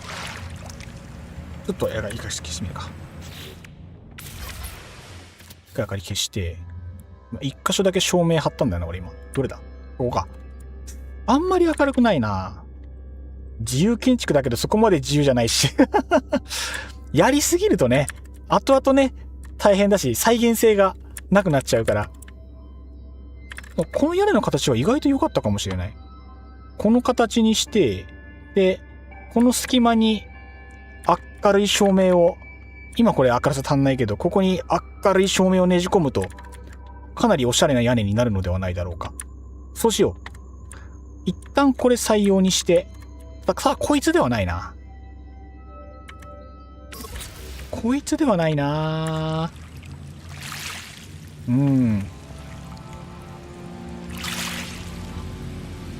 どれだっけ今設置したの？これじゃねえな。こっちか。設置した場所が行方不明だ。これか？これじゃないな。設置した場所どこだ？これか。これだ。よしよしよし。君撤去。明かりは後で考えます。で、屋根がこんな感じなので、じゃあ今から床の方を修正します。床、壁、どうしようかな。一旦この床から壁を下ろしてもいいんだけど、そうするとそれこそ収集つかなくなる。から、いや、屋根は宙に浮かすから床撤去します。床撤去。元の床を残して、建築の足場用のこの床は一回撤去します。これね、これだね。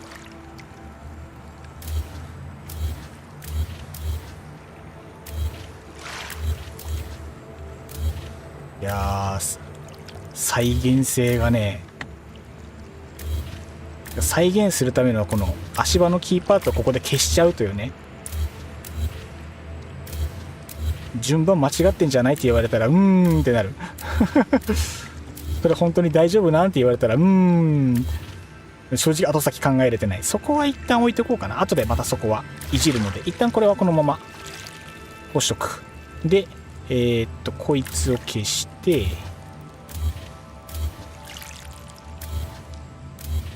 床どうしよっかな。なんか下に窓がおる。一旦こうかな。うん。テレポーターも移動してもろて可能で了解です。一旦でもこれから床いろいろ張る、この辺いろいろするので、一旦宙にこのまま置いときます。一旦宙に最後にね、移動していい感じの配置を決めたいと思っております。一回上行ってみようかな。よいしょ。陽気っすね。景色がいいね。そうそうそうそうそうそうそう。こういうことこういうこと。この辺からこの辺の景色を一望するって。いや、ここいいっすね。ここにみんなのコルベット周りにずらーっと立ててもらったら、ここ特等席じゃないですか。ちょうど周り囲うように置けるから、これはこれでありだね。うん、非常にありあり。ありよりのありっすね。ああ、使わない床板とかも削るの忘れとったな。やんなきゃ。いい感じいい感じ。あとあそこにもねコテージ建てるから、あの辺もねどうしたもんかね。そう、コテージが複数建つから背高いとお互い主張しすぎちゃうから、それがね難しいなという、この綺麗な景色を食っちゃうので、できるだけ背は低めにしたいと思ってたんですよね。パンダさんの2号の方は向こうが完全に独立してるんで、あっちは OK。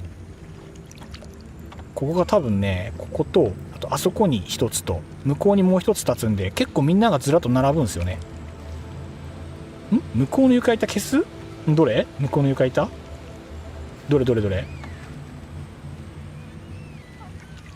いや、あそこの三角形の床はそのまま使うので、あれは使う予定です。で、そこに伸ばしてる一直線の床板が建築範囲伸ばすための床板なんで、あれは消しても大丈夫です。あー、パンダさんありがとうございます。さすが仕事に向かってくれた。申し訳ない。ありがとうございます。助かります。さてどうしようかな。どうしようかな。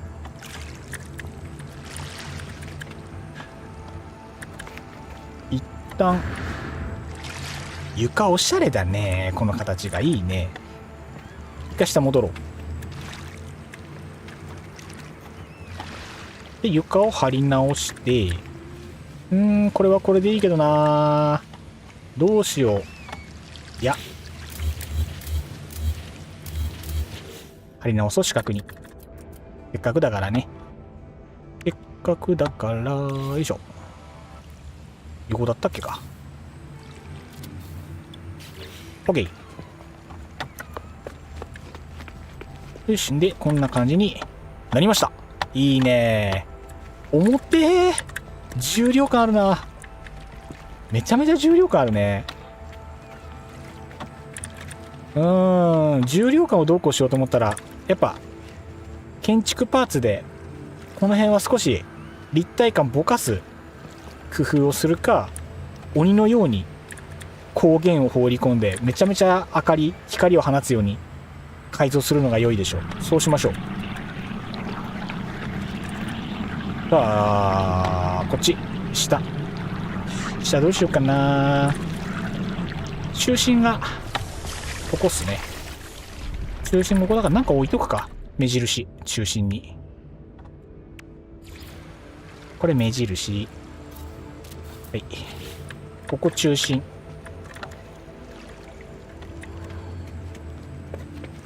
で、居住スペースというか、簡単な手すりみたいな。今回はこっちかな。こっちを設置して、これじゃねえな。長い方がいいな。長い方の木手すりで空間を区切る。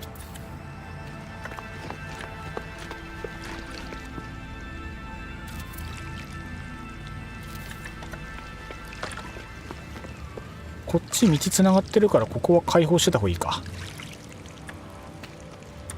ここの形もかなり特殊なんだよな。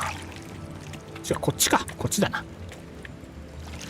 そこは防げないから、こっちだけ防ぐ。で、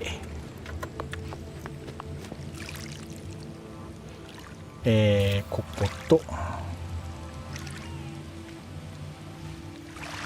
ここ。こっちなんか角度違うな。これで合ってるのか。いや、合ってないな。なんでここ角度違うんだ。なんでだい。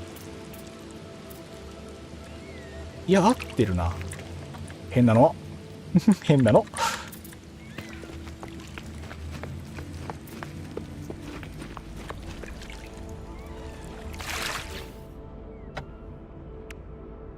お、パンダさん、ぼちぼち仕事の準備するので落ちます。今日もありがとうございました。パンダさん、いろいろ手伝っていただいて、本当に助かりました。お疲れ様でした。最後に移しておこうかな。重たい。お、早い。パンダさん、ほんと早いな。全部が早い。ということで、今日パンダさんに素敵な建築していただきました。今日もまたありがとうございます。ありがとうございました。パンダさん、お疲れ様でした。また次回も一緒に遊んでください。よろしくお願いいたします。お仕事頑張ってくださいね。いってらっしゃいませ。お疲れ様でした。いや、いつも本当に助けてもらってばっかりっす。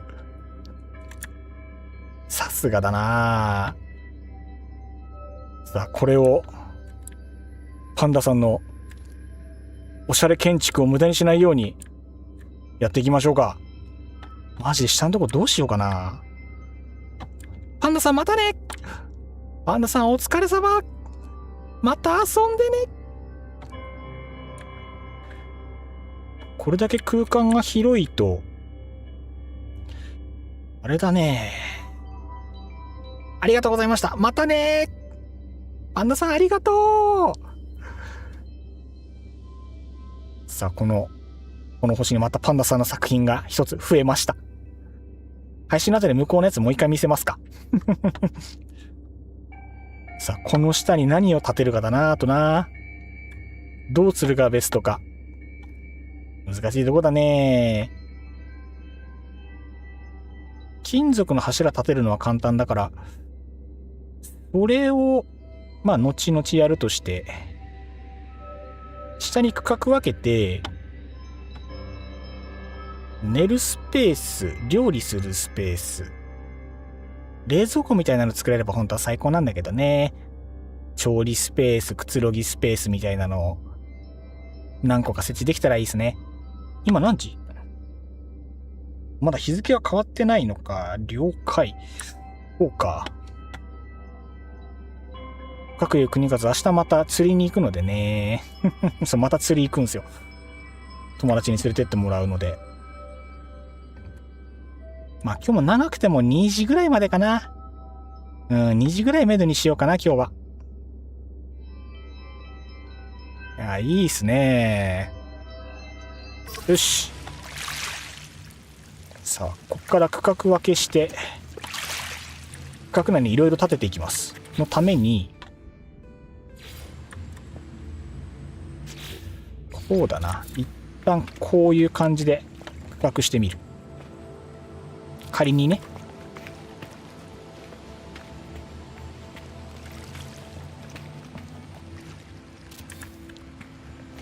仮にこの形で区分けする。するとどうなるかと。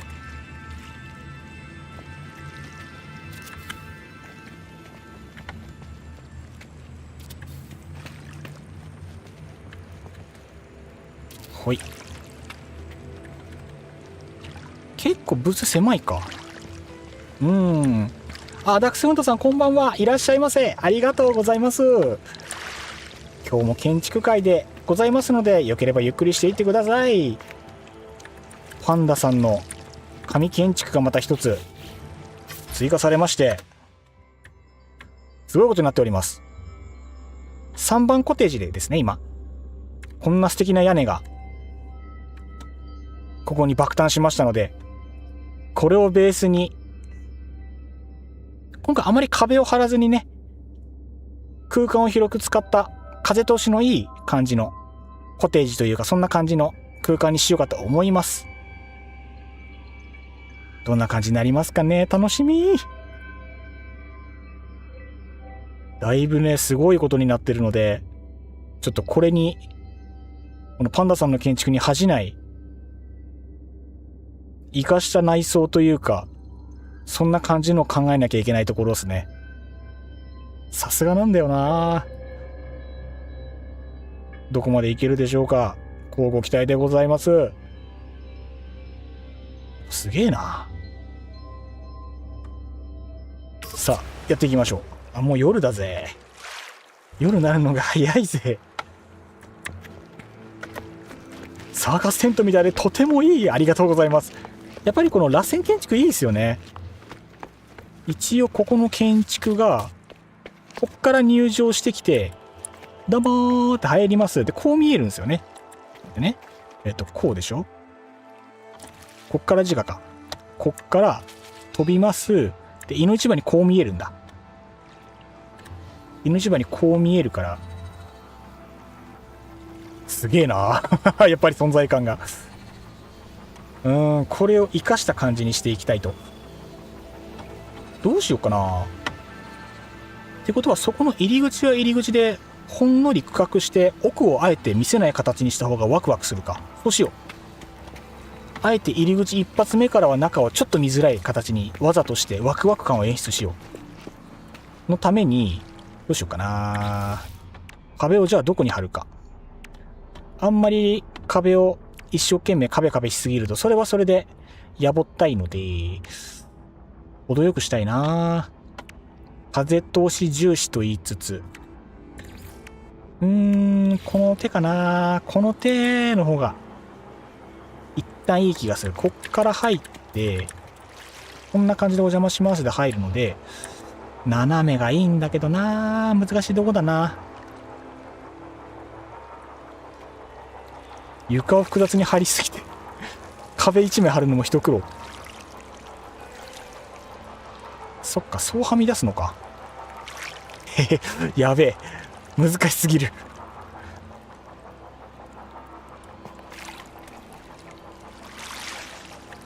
かといってあんまりはみ出すのもったいないからな。どうしよう。まあ、やっぱこの角度に合わせた方がいいな。合わせるならここに合わせることにして、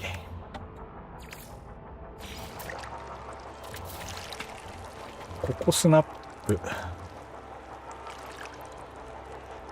こスナップで、その理論でいくとここは出入り口じゃないとダメなんだ。これでいいんじゃねえかな。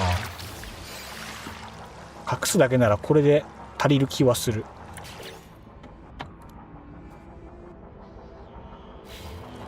問題が、屋根がこんな感じだから、そっからどうするかが問題で、これに対して本当はこの三角がつけばすごく楽なんだけど、なぜかこれつくじゃん。このつくのとつかないの差何なんだ。これだと角度がつきすぎる。これだな。これで壁を1枚これで貼って、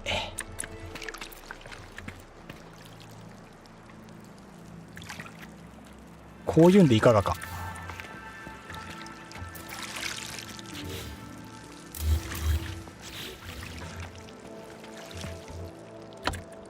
入り口から入って一発目の壁とその雰囲気。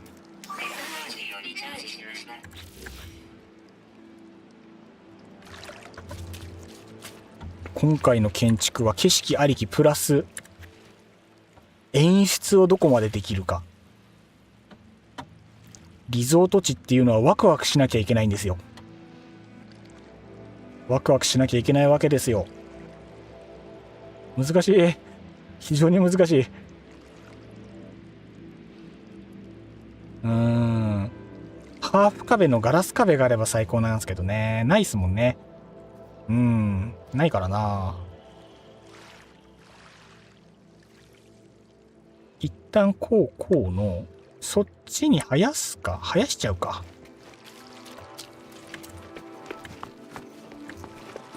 こっちに生やすとこっちが出入りできなくなっちゃうのはちょっといただけない。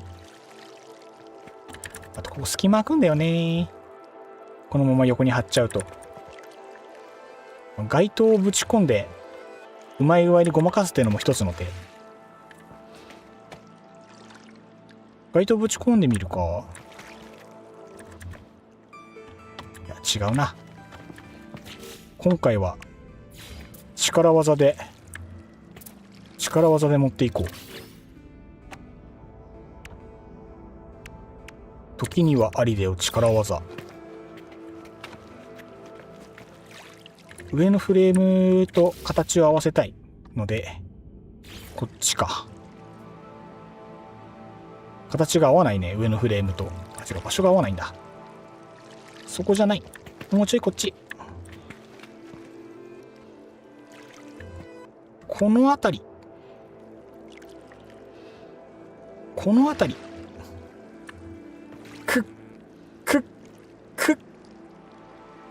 内側からやるか。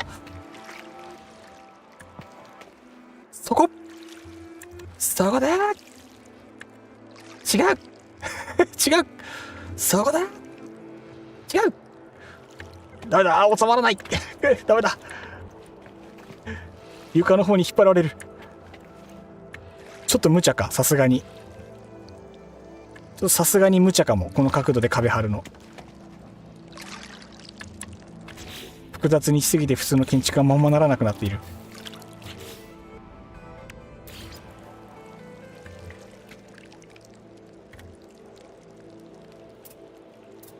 やばい、進捗が来てる。来ました。床ライン完全無視床ライン完全無視。なんか練り込んでる。もしかして窓ガラスいいのかこれ。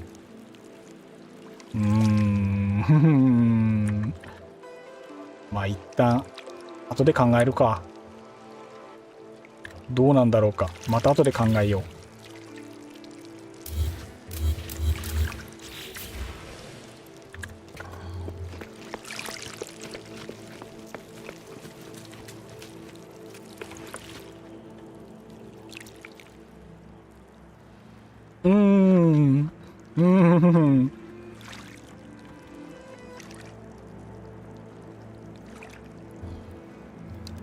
そもそも壁を張ること自体どうなんだという話も。やっぱり壁ゼロにするか。多分どう壁張っても納得できないと思うので、グランピング場みたいな感じにしていきたいので、もう柱を立てます。柱を立てます。どの位置にじゃあ柱立てようか。センターここなんで何も考えずに四隅に立ててもよし。いや四隅だと邪魔か。ここだな。間違った。4方向余してつける場所はここのここに合わせていいかな。狭くなっちゃうか。これで拡大する。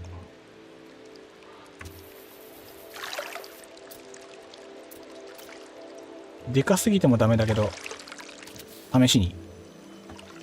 ちょっとでかいか。もうちょいちっちゃい方が嬉しいな。違うな。設置場所ここじゃないな。設置場所あれだ。一回屋根から壁を下ろしてそこをガイドにして場所決めようので、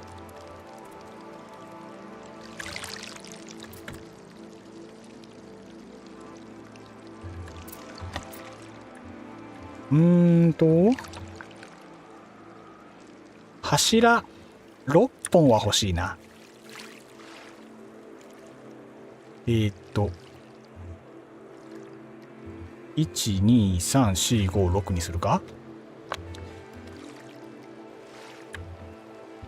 それが8本の方分かりやすいか。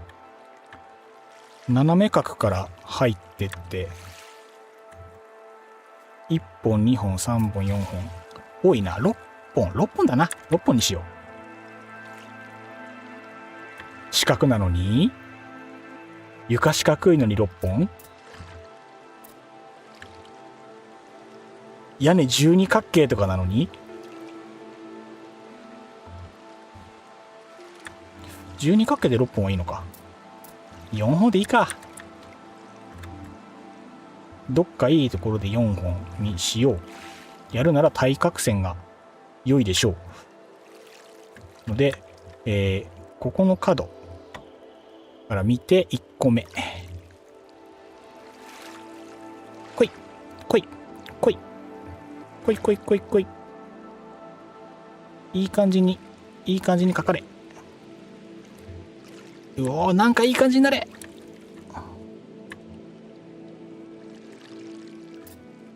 なんかいい感じになれ。一番来てほしいところに、ね、壁がくっつかないんですよ。一番来てほしいところに。なんでだろう。なぜだ。一番来てほしいこの角のここに壁がなぜか貼らない。一旦適当に貼るか。一旦適当に貼ってそこから下伸ばすか。最近下伸びないんですよ、なぜか。で壁張ったらこっから下に建築伸ばせるはずなのになんか伸びないんですよね、不思議と。なんだろう、バグかなこれ。最近この下に建築を伸ばすっていうのができないパーツがすごい多いんですよね。何がダメなんだ。なんで下に伸びないんだこれ。なんでだろうな。うまくいかないんだよな。上から伸ばすがねできなくなってるから、それがきつい。ダメだな。どうしよう。それじゃ困るんだよな。なんか印がつけれればいいんだけど。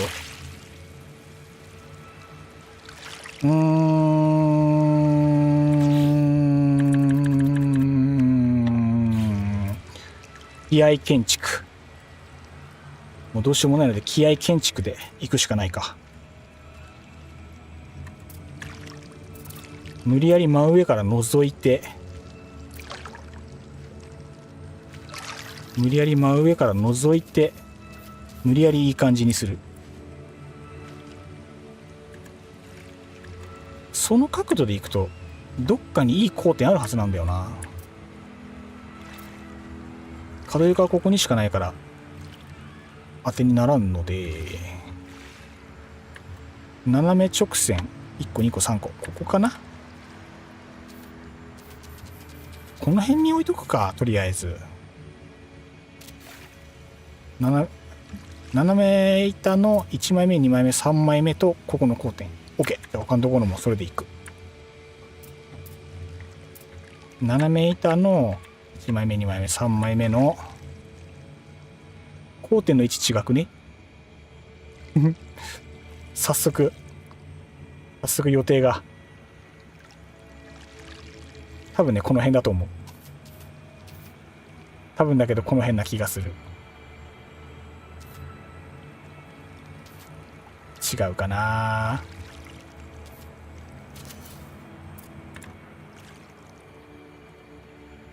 いい感じになってくれるといいな。1、2、3枚目の交点ここだね。そうそう、こういうこと。1、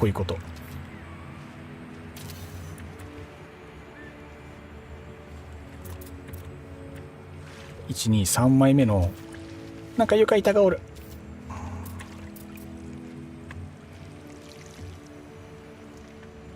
3枚目のこいつから伸びてる交点だから多分この辺だと思う。分かりづらいか。一旦立ててみた。これらを大きくして真上に伸ばせば柱の代わりになるんでなかろうか。な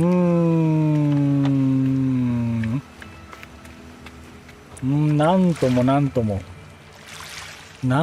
ともですな。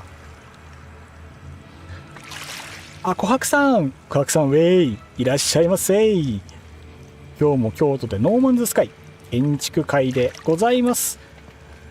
コテージのね、3番目のコテージです。1番目は内装がだいたいいい感じになり、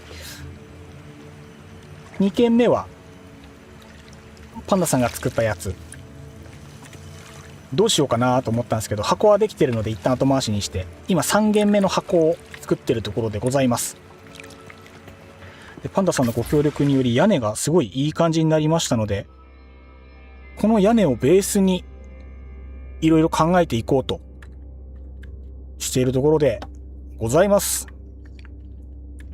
いやー、相変わらずすごいぜ。とんでもないぜ。なんかわかんないけど香ばしいチョコレートを彷彿とさせるカラーリングとこの質感、おしゃれだね。いいね。これの下にベッドだりくつろぎスペースだり冷蔵庫だり水道だりいろいろ設置してコテージとして成り立つように。コテージって壁なくても成り立つんか。教えて、わかる人。コテージって壁なくてもコテージって言える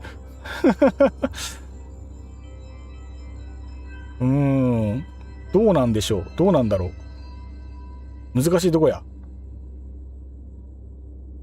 だんだんわからんくなってきた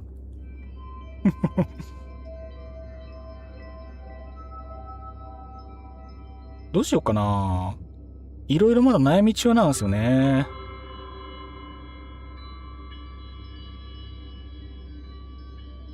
このおしゃれ屋根をどう料理しようか。料理というかどうしたものかと。なんか超常的な何かでこの屋根が浮いてることにしてしまっても別に良いのですが、真ん中に光の柱かなんかズドーンと立ててそれで浮いてることにしちゃってもいいな。どうするか。これか真ん中にテレポーターを置いてその周りをぐるっと囲むようにいろいろやると真ん中のテレポーターで上に行けますよっていうのが分かりやすいかもしれない。どうするかな。そうするか。そうしようので、そこを中心に全てを考えますので一旦こいつも消します。いろいろ考えを改める。柱も最後でいいや。なんならなくてもいい。いいじゃない。大宇宙こんだけでかい屋根が宙に浮いててもいいじゃない。いいじゃないか。で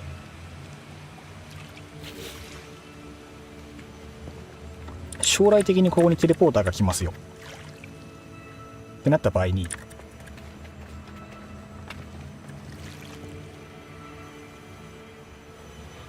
スペースを何ぼか区切りたいところ。ちょっと仮でなんか区切ってみるか。何も考えずに寝室を置いてみるか。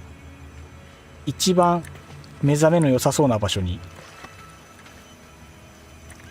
寝室になるスペースをちょっと仮に置いておきたい。どこでくつろぐだろう。景色いいな。こっち見たいよね。見れるならきっとこっちを見たいはずだ。なんか浮いてんな、あそこに。なんだっけこれ。なんだ。あ、この星記憶の石あるのか。まあいいや。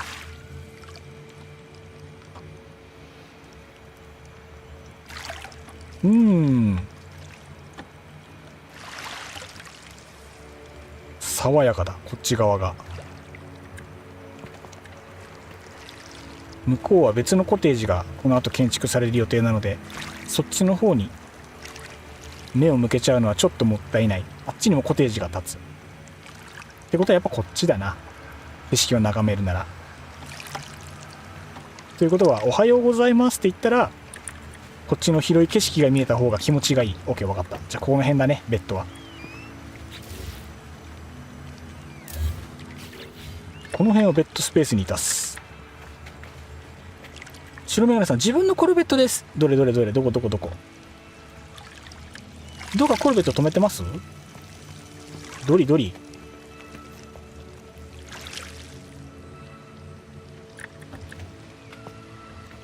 どれだ？あれ、白眼鏡さんまだこっちいらっしゃいます？コルベットと本体というか本人と。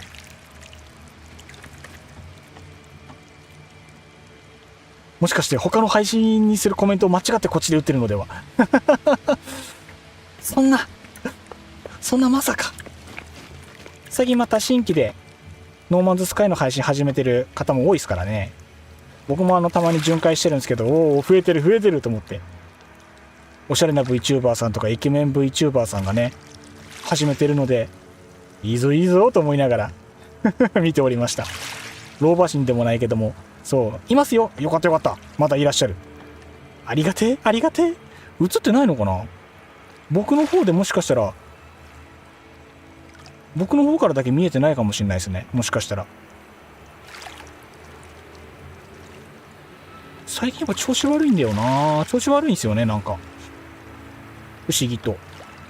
なんでやろうか。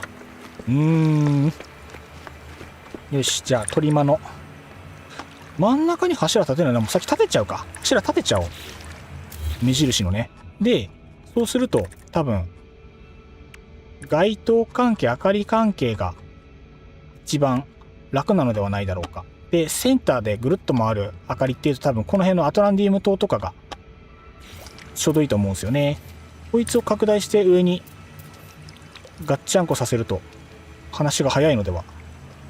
サイズをどうするか問題。でかすぎると貫通しちゃうんで。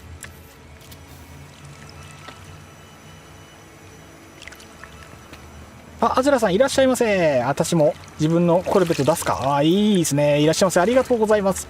さあ、みんな集まってまいりましたな。今日もね、建築してましたんでね。今日も京都って見学とかそういうのもみんな自由なのでね、思い思いに楽しんでいただければと思いますので、よろしくお願いします。僕も思い思いの建築を。これでどうだ。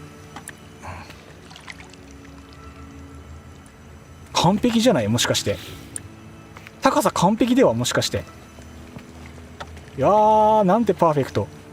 もうちょっとちっちゃくてもいいな。でもな、ほんのちょこっとちっちゃい方が変に貫通しなくて気持ちいいか。前に見せたいものがあって、前に喋ってたやつですかね。今惑星を飛び回ってます。探索中ですか。なんか目またらしいものあるかしら。なんかね、ここの星宇宙ステーションが確かないみたいな話を前にされたったっすね、そういえば。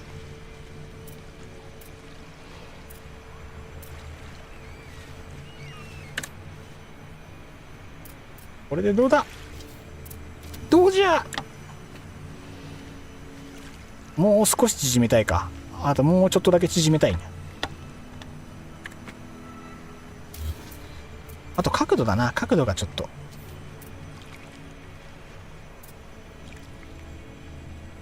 この辺のこういいんじゃないでしょうか。いいね、明るいね。で、ここを中心にいろいろつけてあげるといい感じなのではないでしょうか。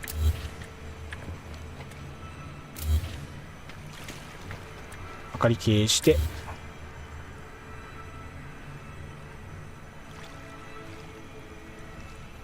飛び回っている。白眼鏡さんが飛び回っておる。見えるぞ。よし。なんか柱一本立てたら急にアンブレラ型になったな。めっちゃ傘。どでかい傘立ってるみたい。これはこれで特殊だな。随分特殊な。そうか、そうなるか。どうしような。やっぱり少し構造に不安がある。なぜか。どうしような。悪くはないけど。まあ下にいろいろあれば、なんとなく良くなるかな。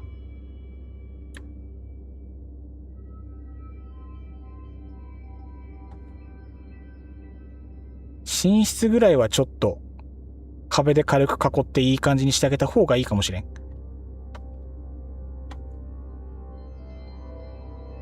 適当にブース分けはしたいとこだな、さすがに。天井必要なとこには天井ちゃんとこさえてだね。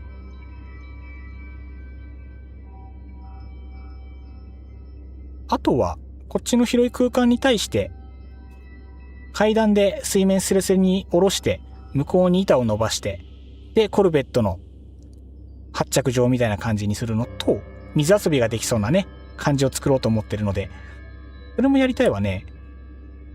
ってなると寝室はこちらかしらね。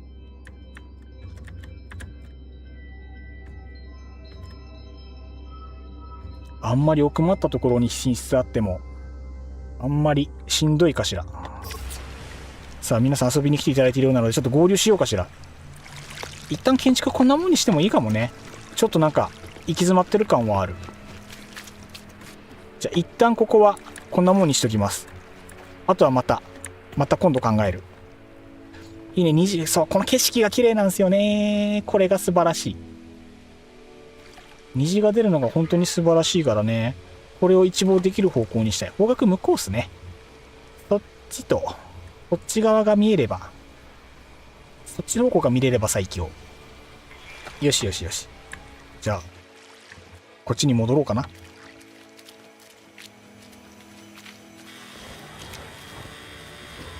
よし。だんだん部屋が暑くなってきた。すでにじっとり汗をかいている。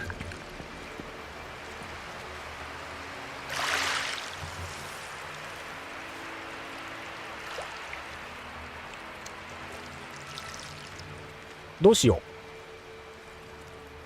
う。どうしよう。あそこにヤマトが止まっている。いいなやっぱりヤマト。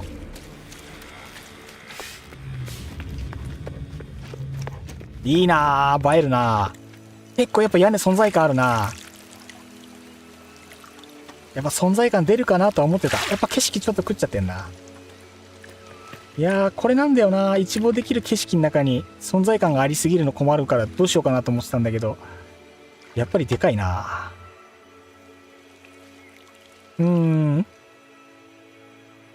異物系の惑星かなと思い飛び回ってます。なんかやっぱそうですね。なんか異物の惑星って何でしたっけ。ゴーレムか何かいるらしいですよね。まだ実物見たことないんですけどゴーレムオブジェがあるらしいっていうのをなんかこの間確かあれですよね。あれ白メガネさんでしたっけか。配信で起動したらどうなるのかって試したやつ、その動画というか配信でやってたのって確か白メガネさんでしたっけか。そうタイミングあって確か配信それをちょっと視聴してたんですけれどもそう何が起こるかを知ってしまった何が起こるかを知ってしまっただから僕も見つけたらスイッチ入れようかなと思ってます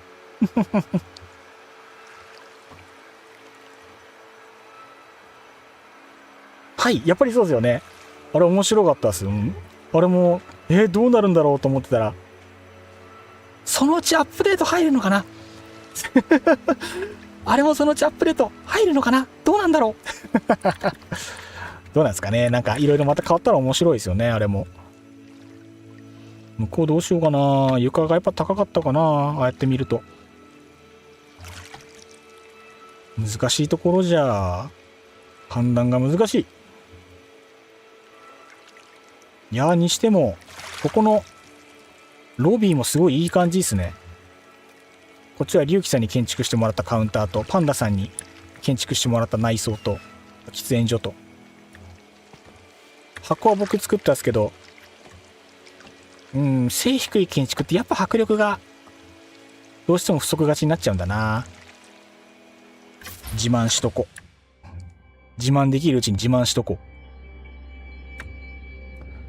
こんな感じの開放感のある受付ロビー、拠点コテージになっております。右手の方のショートワープで5箇所の水上コテージに飛ぶことができるという仕様になっております。やっぱ角度だな。見る角度で印象全然変わるな。うるっといい感じ。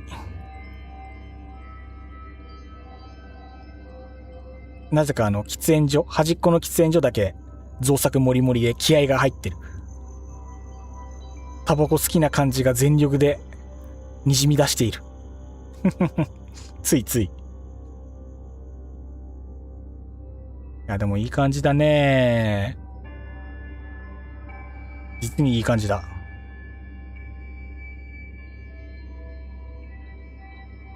こんな感じになっております。細かいところをね、まだ手入れるつもりではいるんですけど、仮でこうなっております。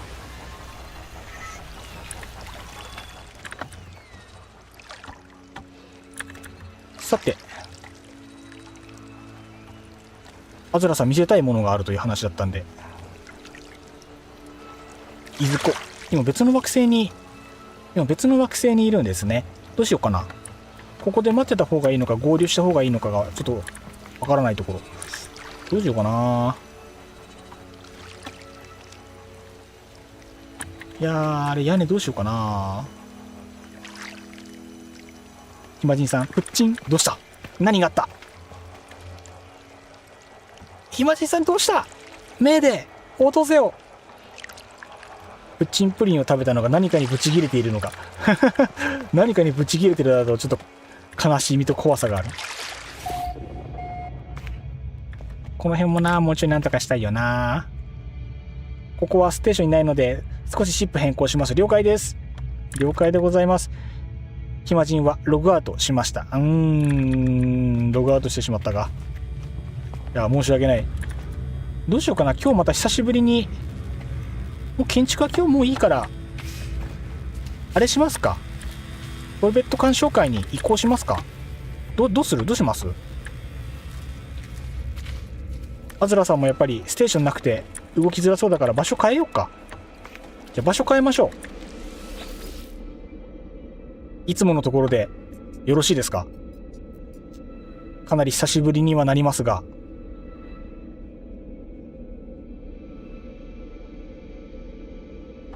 ここじゃなくてこれだ。じゃあちょっといつものところに行こうと思います。いざ飛びます。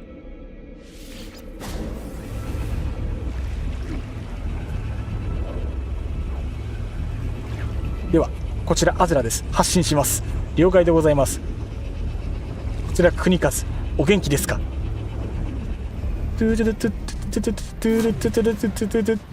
モールス信号。あー、久しぶりに来たなこっち。あ、すごい久しぶりに来た。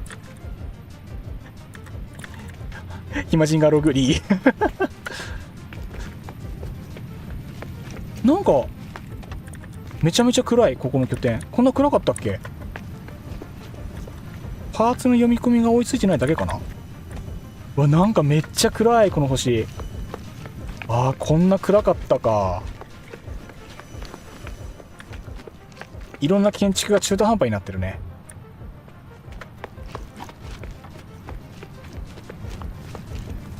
ここも途中だったね、そういえばね。いずれなんとかしたいところ。そうか、前回ここは地下作ったんだ。地下の方にもちょこっと空間を作って、エクソクラフトで来てくれる人がいるから、ここに駐車場を作ったんだ。思い出してきた。でセーブがここにあってね。なんだ、こんな感じになったね、そういえばね。思い出してきたぞ。ここに車両が3台まで止まりますよと。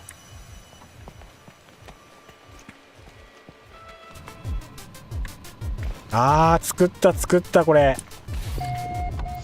ニップニップ栽培場まだあるかな。あれなんだニップニップ栽培場、ほんまに。で、ここがディエさんの作ってくれたおしゃれカウンター。お酒が飲みたくなる。こちら琥珀、こちら国数どうぞ。天津飯とサンラータン、天津飯とサーラータン、餃子とレバニラを一つお願いします。中華か。ここで中華を頼むんか、このおしゃれ空間で。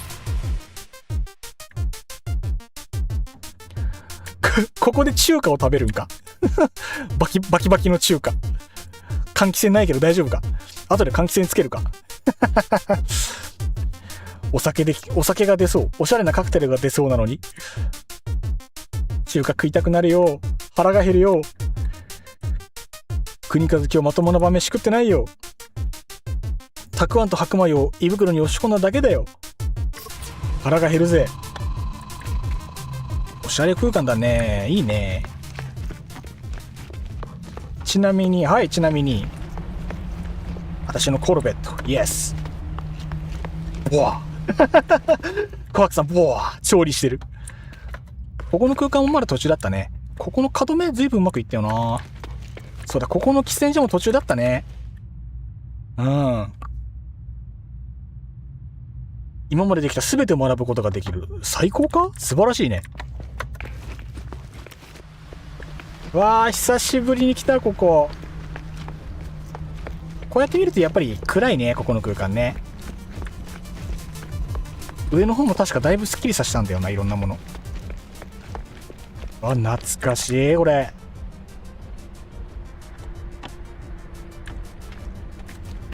一時期毎日ここに来てたっすもんね。あれ誰の拠点だっけ？あれはダックスフンドさんの拠点ですね。おしゃれ、いい感じ。いいね、いいっすね。そう、他の人の拠点もそういえばちゃんと見れてないとこいっぱいあるな。後でって言うとなかなかね進まないんですよね。見に行かないと。これ今あんだけどニップニップニップニップあるな。変な話やで。全くここにもセーブあるね。かわいい。この木工柄のセーブポイントかわいい。いやー、誰が植えたんだか。全く電源もね整理したんでだいぶスキッとしてるんじゃないでしょうか。食用ニップニップ食べるなもしゃもしゃいけるんかこれ。ここ曲がってんのか。ここ曲がってるんだね、ここね。実はこれもちょっと考えたいところ。ほういいですね。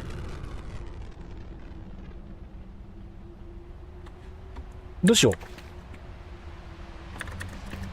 鳥型に運んできたんかな。ある糞まき散らしたらそこから生えたりするパターンのやつね。ある。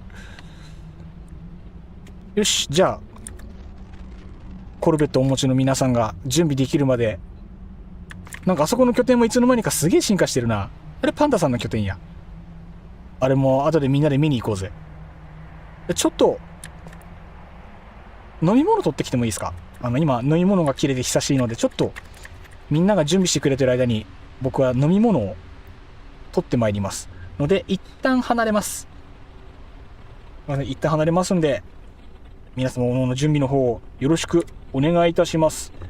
ちょっと離れますね。いいね、ナイスコルベットだね。よいしょ、オープン。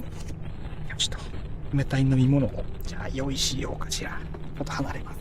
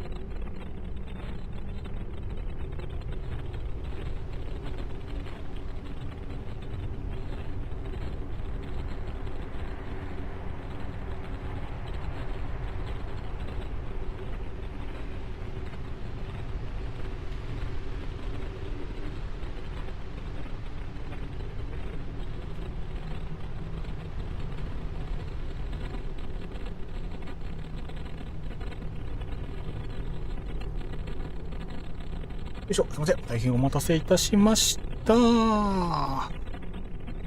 よいしょ。いや、すいません。大変お待たせをいたしました。申し訳ない。よいしょ。だいぶ時間がかかってしまったのではないでしょうか。申し訳ないです。今戻りました。金星ドリンクを作ってたらだいぶ時間がかかってしまいました。ただいま戻りました。手作りのね、梅蜂蜜塩レモンドリンクを作ってまいりました。おかえり28歳。おかえりただいまでございます。お待たせいたしました。いやー、待って、警察1回来たのに帰ってる。ほな、植えたわけじゃないし、罪には問えんか。では本館はこれで。待て。わずらさん、わら。おまわりさん、行かないで。コールドドリンク職人の朝は早い。0時。まずは山に湧き水を汲み取り行くところから始まる。今日は実際そのぐらいかかってしまった説がある。本当申し訳ない。では、大変お待たせいたしました。鑑賞会、始めたいと思います。ありがとうございます。買収済み。いつものやつや。買収済みなんだ。おお、びっくりした。ありがとうございます。今日もね、ゆっくりしていってください。どうもご来場ありがとうございます。いいね。ではご覧ください。最強傑作。では参りましょう。カメラ参ります。ここからカメラ届くかな。参ります。なんか星の色違くない？あ、待って、ごめんなさい。エフェクトいじってない。デフォルトだ。なんかアップデート入った？なんか色味違うね。なんかカメラの色味おかしいぞ。なんでだ？あ、なった。なんだったんだろう。なんかバグがあったね。パンダさん、待って、なんで鑑賞会になってるの？パンダさん、お帰りなさい。今から鑑賞会だよ。今から鑑賞会の時間だよ。紆余曲折といったところでしょうか。あずらさんも参戦し、鑑賞会の時間でございます。こちらあずらさんの作品でございます。ありがとうございます。いいですね。ハンマーヘッド型だ。ハンマーヘッド型いいですね。結構前の方に重心持ってってるのが、ブースター斜め付けだ。よい、めちゃめちゃよい。これこそ。あと、ここのあとね、今見てたこの真ん中のここの回転パーツ、これおしゃれ。シールドの真ん中からこれ綺麗に生えてんの。めちゃめちゃいいですね。生え方が綺麗。そしてこの左右非対称に配置されたこのパーツ出っ張りがね、これがなかなか憎いっすね。この左右非対称のバランスが。いいね。ハンマーヘッドアサルトです。いい名前。いい感じ。アサルト感も出ている。そう、この辺が熱い。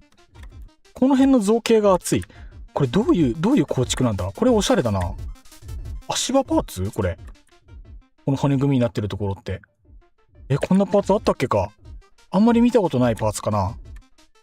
今度一人鑑賞会でもしようかな。ありだと思うんすよ。もうガンガン使っちゃってください。暇人さんも確かもう拠点立ててるっすもんね。もうここ全然使ってもらって大丈夫なので、遠慮なさらずに。ここの頭の造形がいいですね。これ何のパーツ？すごい綺麗な曲線。これ、よく縦向きで使うパーツ横向きにつけてるんだ。なるほどね。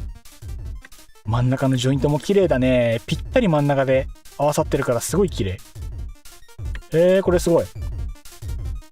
このコルベットは全て学んでるオフセットグリッチを使ってる。すげえ。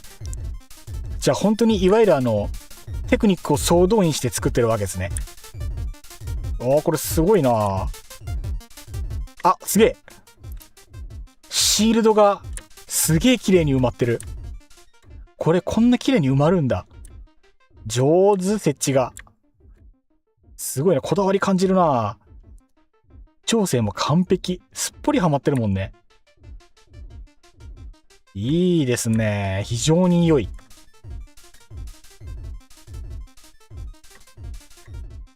この赤い点は方針か。なるほどね。上から見た感じはこんな感じ。ちょっと明かりの位置変えるかな。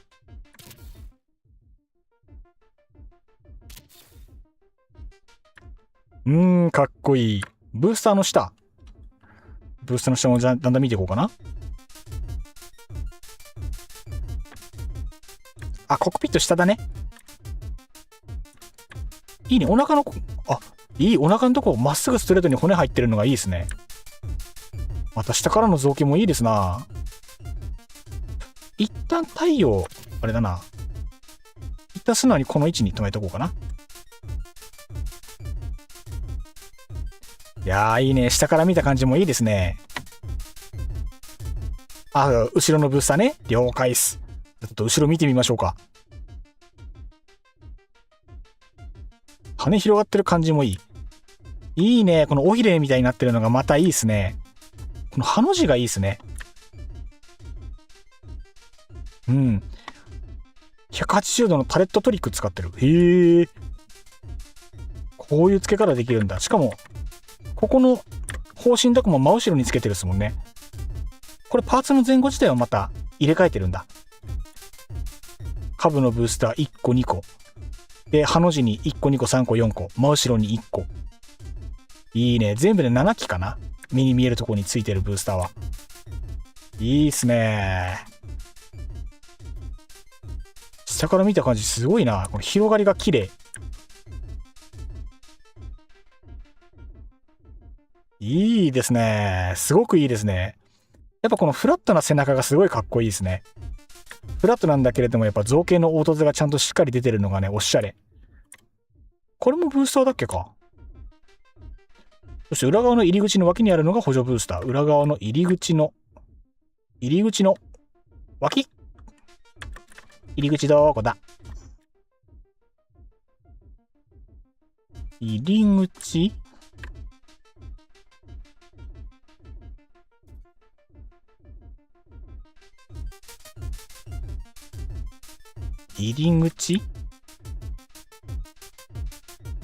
り口がわからない場所が。整いすぎてて目視でわからない。そもそもこれ出入り口どこだ。船内がそこなのは見えるけれども。入り口の前にビームタレットがある。これか。ここっすかね。ここ？あ、なんか見えるな、あそこに。なんか隙間が見える。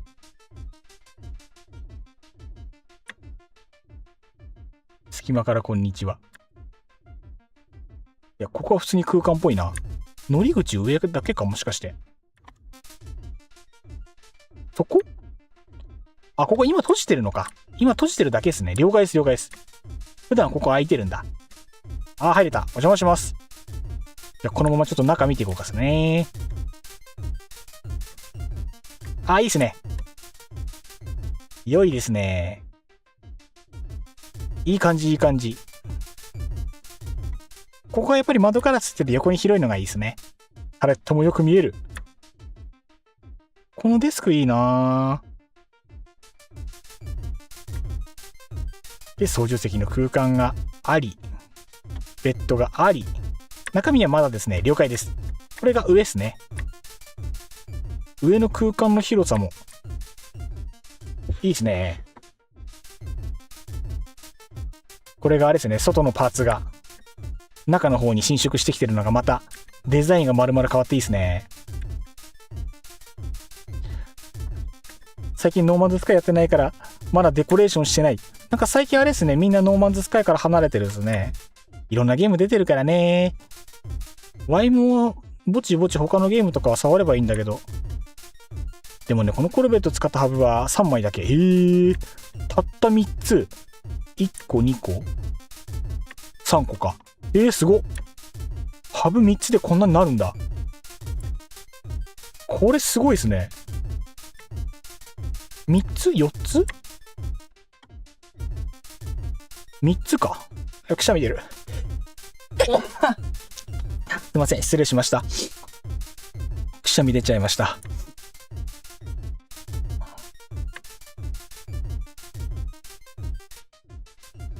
長い幅とこれハーフか。俺はハーフだね。いやー、これいいっすね。これはいい感じ。さすがっすね。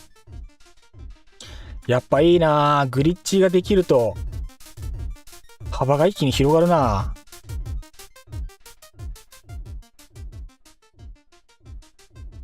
あ、なるほど。ハブ3枚とウォークウェイが1つ。なるほど。ちなみにこれを見てください。はい。下からでいいですか？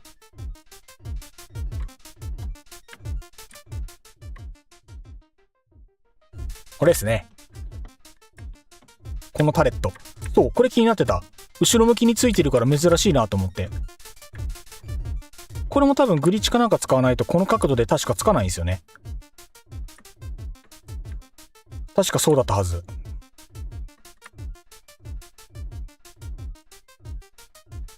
ね、多分そうだよね。ちょっとドリンク飲みながら、水分補給しながらね。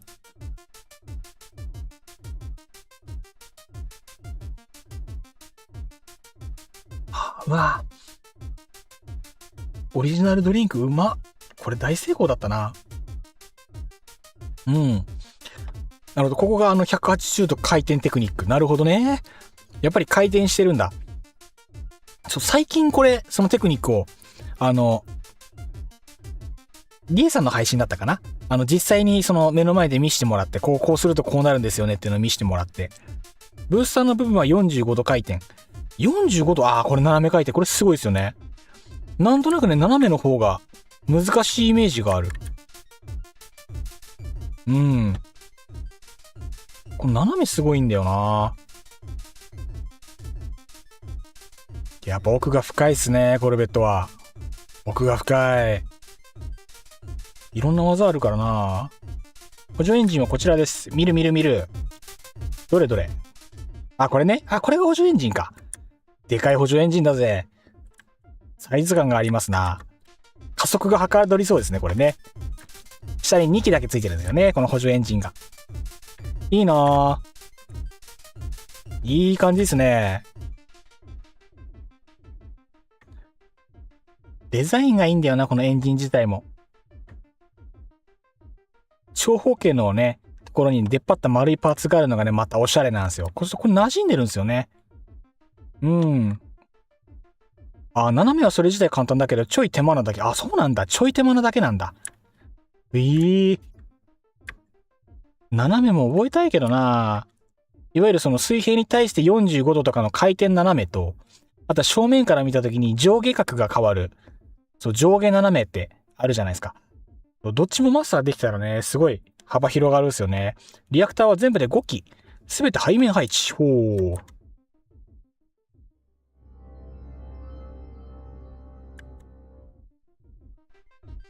うまいこと埋まってるんだよな。一個一個の設置の仕方がうまいんですよね。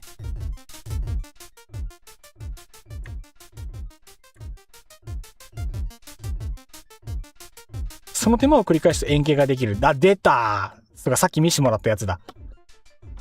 あれができるわけですね。本当に円形の魔法使いや円形の魔術師。いいなぁ。いろんなパーツの内蔵の仕方がうまいですね。これやっぱ少なくともここは1本ある。そこにすか。なるほどね。そこに埋まってるんだ。ケツのところにリアクターが縦にずらっと並んでるのね。なるほどね。なるほどですな。リアクターの収め方が上手なんだ。この辺かな？見えるかな？これリアクター？この今丸く見えてるの。これリアクターかな？燃料棒みたいなの見えるけど。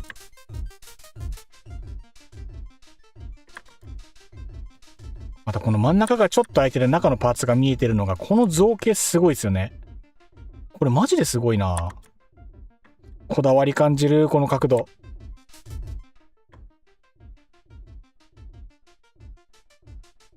メデューサリアクターです。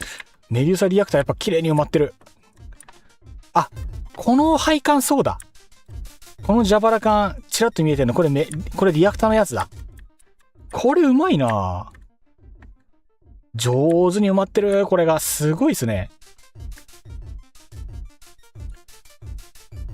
いいっすね。細部にこだわるとやっぱこうなるんやな。いやー、実にいい感じ。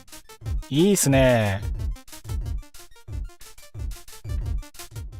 めっちゃ良い。い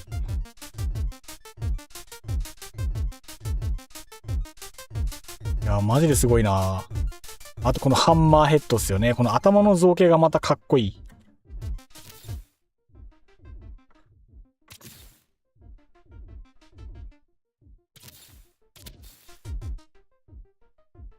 いいっすね。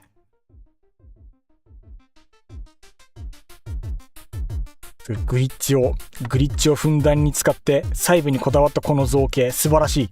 これ素晴らしいです。ハンマーヘッドのポイントは以上。了解です。ありがとうございます。じゃあ久しぶりに撮影タイムいきますか。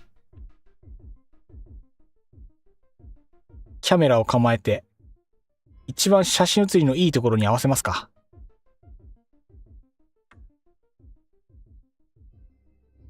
さて、どの辺がいいかな。斜め下かな、一発目は。で、国和の姿を一回消して、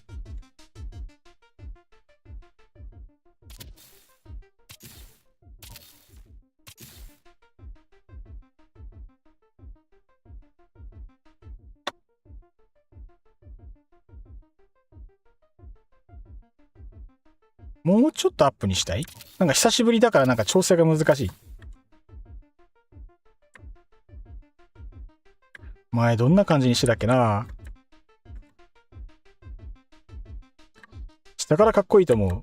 了解です。やっぱ下っすね。こんな感じでいかがか。いいんじゃないでしょうか。なかなか。いいっすね。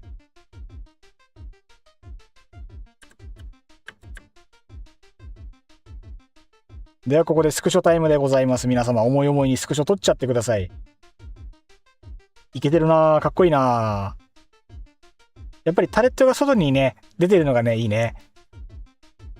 造形が映えるね、やっぱりタレットが出てると。やっぱ武器の見せ方がね、うまくいくとね、ぐっとかっこよくなるんですよね。これがね、やっぱやろうと思うと難しいんですよね。普通だと上向きの正面向きにしかつかないから、武器って。下向きにつけたりとか後ろ向きに作れるテクニックがあるとね。やっぱり実際のその宇宙船とか、いわゆる戦闘にも使うシップってなると四方八方に銃口が向いてる方が理にかなってるというかね。なんか想定するならばそういう形になると思うんで、やっぱその形が再現できるのが、やっぱいいですよね。グリッチを使いこなさないとそれができないっていうのがね、またミソなんですよね。憧れちゃうんだよな。こんな感じでございます。ちょっと別の角度からも、上角度も撮りたいね。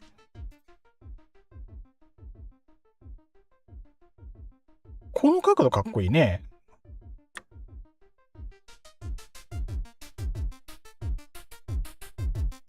上からを見ると。そうそうそう。あと上からね。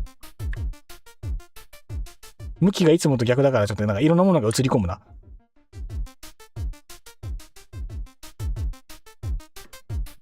ま、このままにしとくか。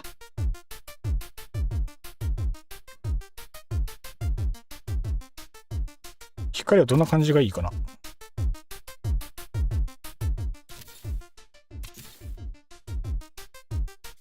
こうかな。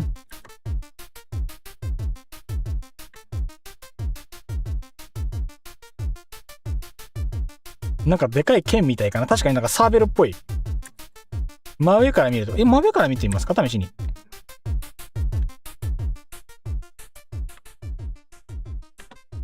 そう、真上から見るとね、確かにでっかい剣みたい。先の方の広い、でかい剣みたいな構造になってる。これもいいですね。いいね。サイズがいいですね。サイズが。やっぱこの臓器すごいな。パーツの埋め込みがね、秀逸ですね、やっぱり。回転パーツが中央の縦に並んでるのがね、これがまたね、これがね、憎い配置ですね。こういう動き物をセンターに持ってくるからね、バランスも崩さないし、アイキャッチにもなる。いい造形でございます。以上です。ありがとうございます。素晴らしい作品をありがとう。大満足でございます。あざらさんありがとうございました。いいもん見してもらったぜ。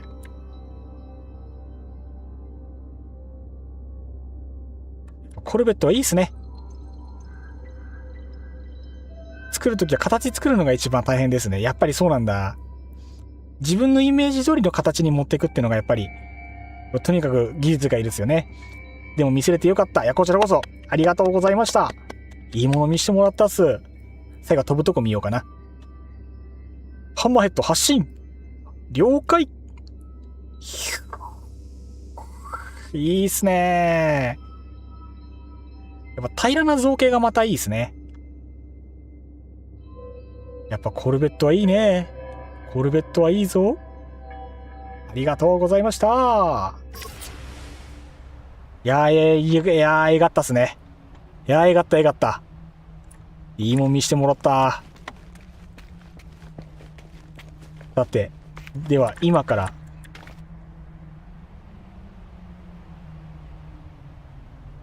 みんなの拠点を覗きに行こうかな。せっかく建ててもらったのまだ見に行ってないですからね。ダックスフンドさんとパンダさんの拠点がありますので、ちょっと順番に見ていこうと思います。ダックスフンドさんまだいらっしゃいますか？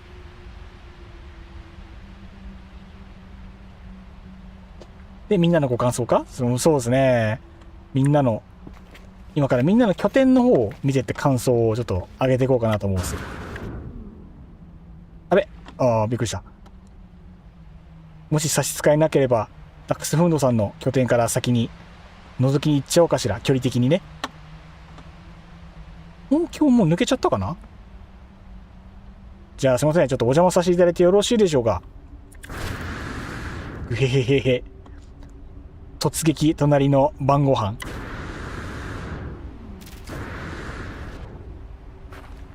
お邪魔します。ダックス邸へ。うわ、めっちゃおしゃれや。どうしよう、めちゃめちゃおしゃれ。ワイの星にいつの間にかこんなおしゃれ建築が。おいおい、なんかあるで。そういう感じで収まってんのか。うまっ。それ今度真似しよう。そのテクニック今度真似しよう。おしゃれ。めっちゃ好き。あれだな、こういうのもあるんだ。こういうパーツまだ持ってないんだよな。すげえ。これすごいな。一回も使ったことないパーツ、ここにいい感じに設置されてる。この柱パーツなんだ？このパーツ何？見たことないパーツだ。なんだこれ？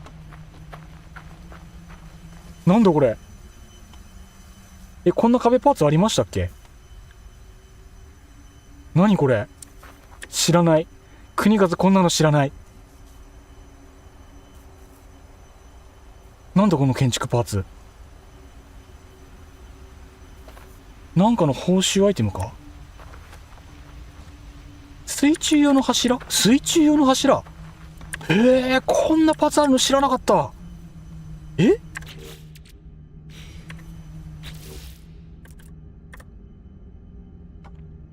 水中用のパーツっていうと、これはこの立方体の骨組み、これか。これアトランディウム島だ。骨組みこういう風に作れるのか。これは知らなんだ。ありましたね。あるんですね、これね。すごっ。やべ、開けなくなった。一瞬は開けたのに。距離が遠くなったが。これはすごいぞ。あ、ここだとギリギリ開ける。へえ。使ったことない知らんパーツ結構あるな、こうやって見ると。この立方体のシリーズが多分それなんですね。ほー。さっきの木の壁とかって一体どうなってるんだ？見えるかな？あ、人の建築だから選択できないんだ。パーツの名前を見ようと思ったんだけど、カラー変えるとこれなるのか？これかな？多分。あ、そのままじゃつかないんだ。なんか設置するための技があるのか。へえ。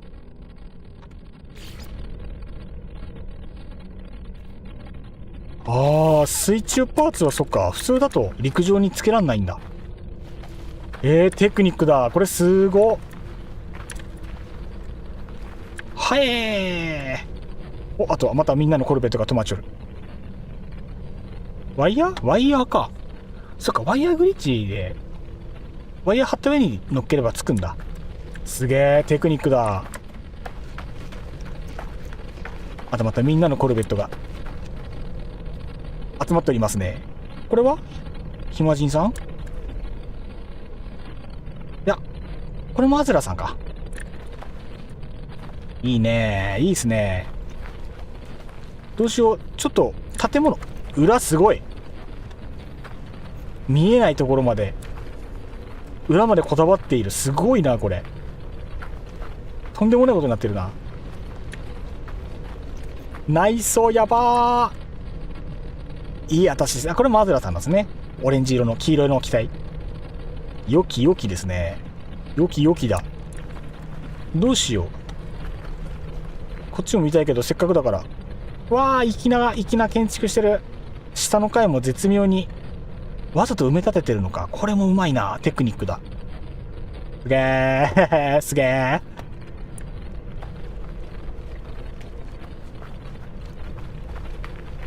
どうしますアズラさん。コルベット紹介します？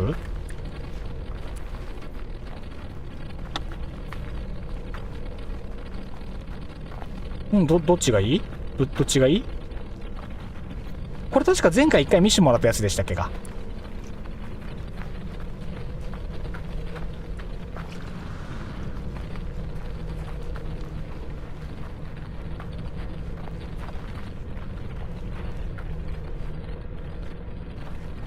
やっぱそうですよね。なんか前に一回見せてもらったような記憶が。あそこの、なんだろう、電磁砲、レールガンみたいな造形が、これすげーって言った記憶がある。あと、ケツのお尻のフォルムがすごくいいっていう風に言った覚えがある。相変わらずいいですね。かっこいいですね。完成度が高いんよな。さすがでございます。うん。うちのバー、ゼノモンも負けてないぞそっちも見てー。そっちも見たいな。みんなの拠点すごいんだよな。やっぱみんなのね、それぞれやっぱ趣味がね、全開だから。わー、すげえ。前に見せてもらった金魚の造作がめちゃめちゃおしゃれ。あ、なんかある。やばい、水槽のネタバレだ。国か戦艦見ます？作りかけの。見たいけど、ちょっと今どうしようかな。先に今日はみんなの拠点見たいな。先にみんなの拠点見たいですね。今何時だし、そして時間は40分。なるほど。まずみんなの拠点見て、作りかけか。完成してからの方がいいんじゃないですか。そしたら時間も多分半端になっちゃうし。いや、次はあれかな。コルベット鑑賞会でもう最初から配信立てた方がいいか。気になってたこれ。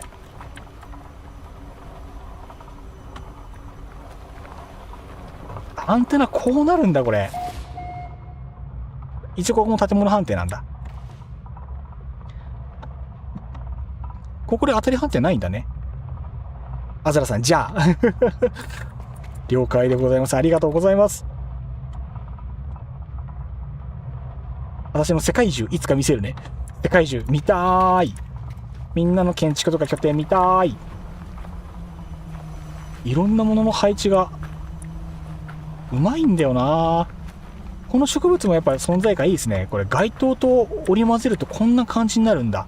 うわ、これ真似しよう。木の使い方とかこの石の使い方もう上手だな。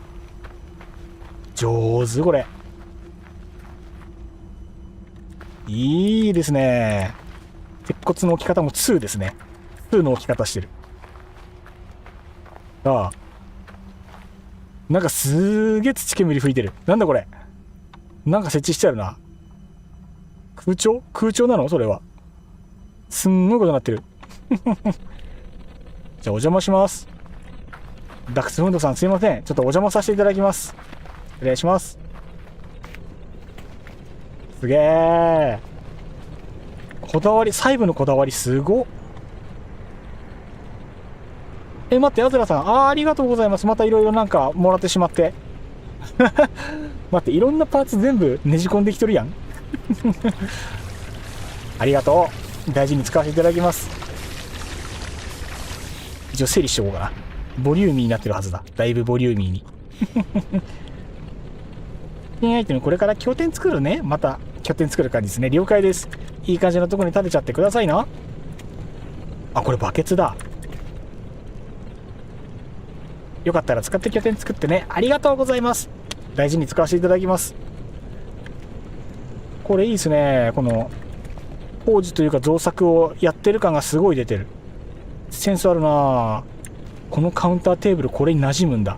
これすごいな。壺と照明のね相性が思ったよりいい。すごい。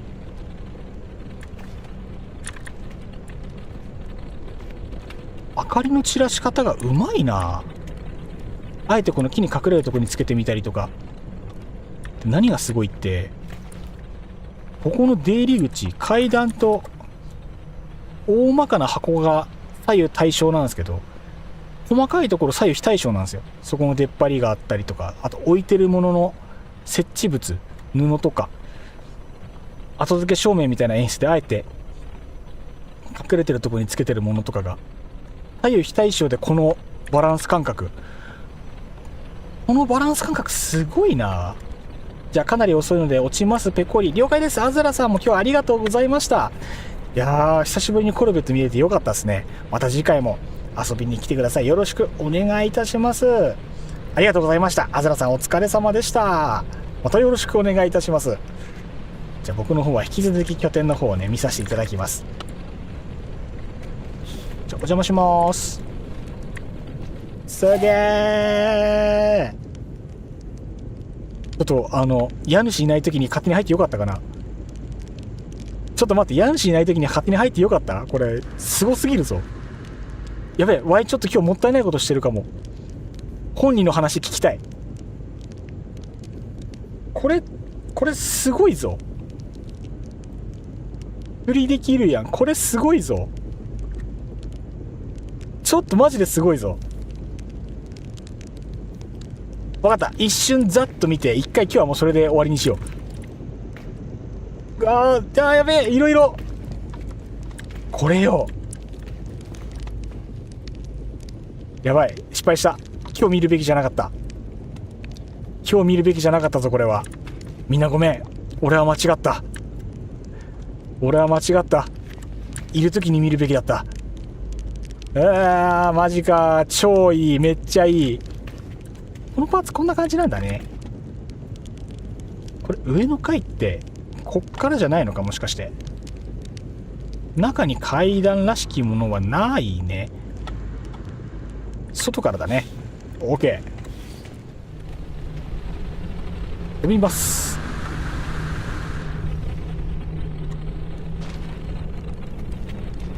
なんかすごい荘厳な感じだ。ここもシンプルだ。この造形いいな。床使い方うまいね。じゃあ作りかけではなく完成品を浮かしておきます。了解です。2階は実用だね。実用パーツ。でかでっか。こんな太くなるんだ。大和艦こんな太くなるんだね。すごいな。カメラ飛ばそうかな。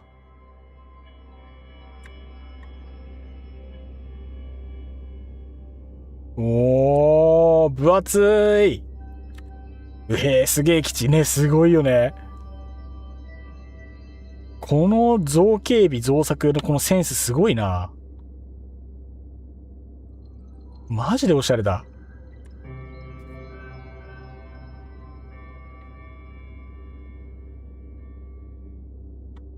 ぐるっとぐるっと。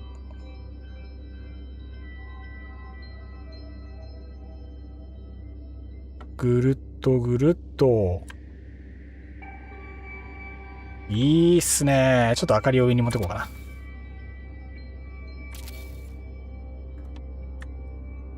いいっすね。分厚い。とにかく分厚い。この大和は。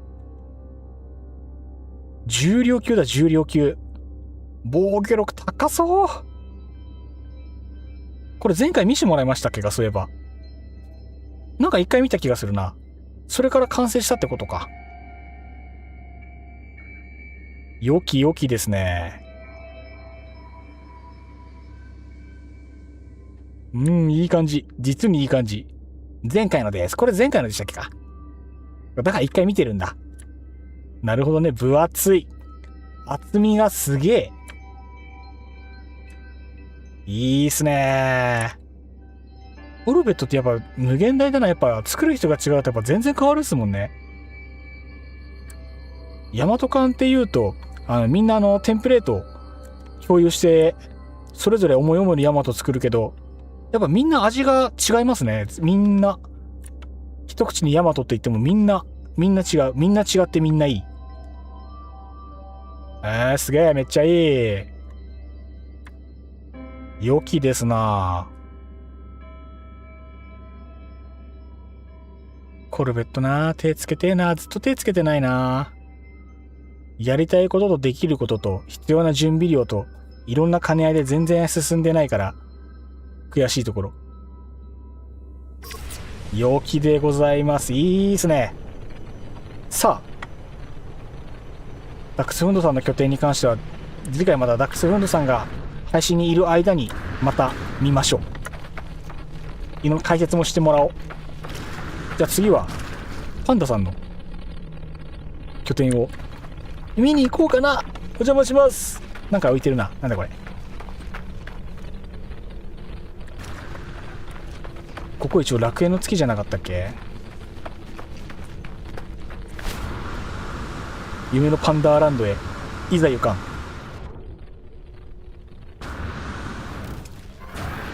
飛びます飛びます。やっぱ月だと一飛びで行けるから楽っすね。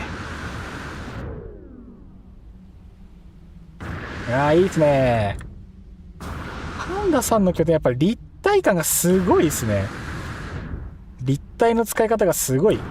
パンダさん、はあ、そんな言わないで。ため息つかないで。すげえすげえ。本気出すとこんなことになるんか。あれ階段か。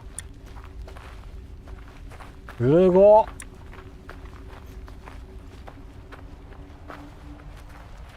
斜めも本気出すとこうなるのね。すげえ。パンダさんどうします？今度パンダさんいる時の方がいいですか？いろんな案内とか細かいところはパンダさんいる時の方がいいですか？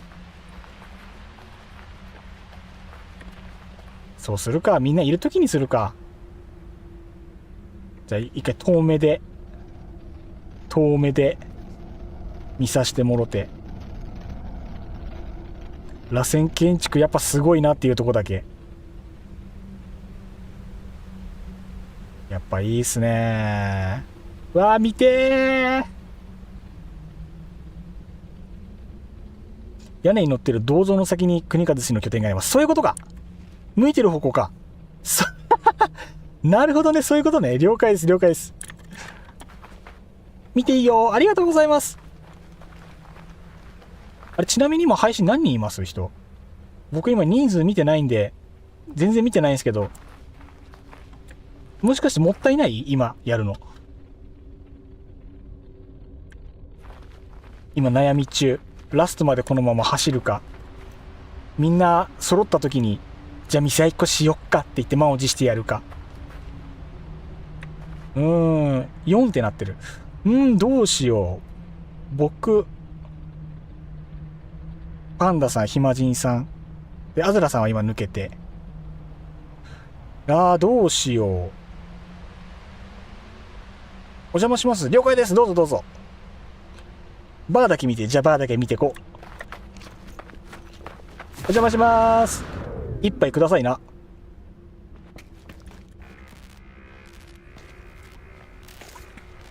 老舗のマスターや。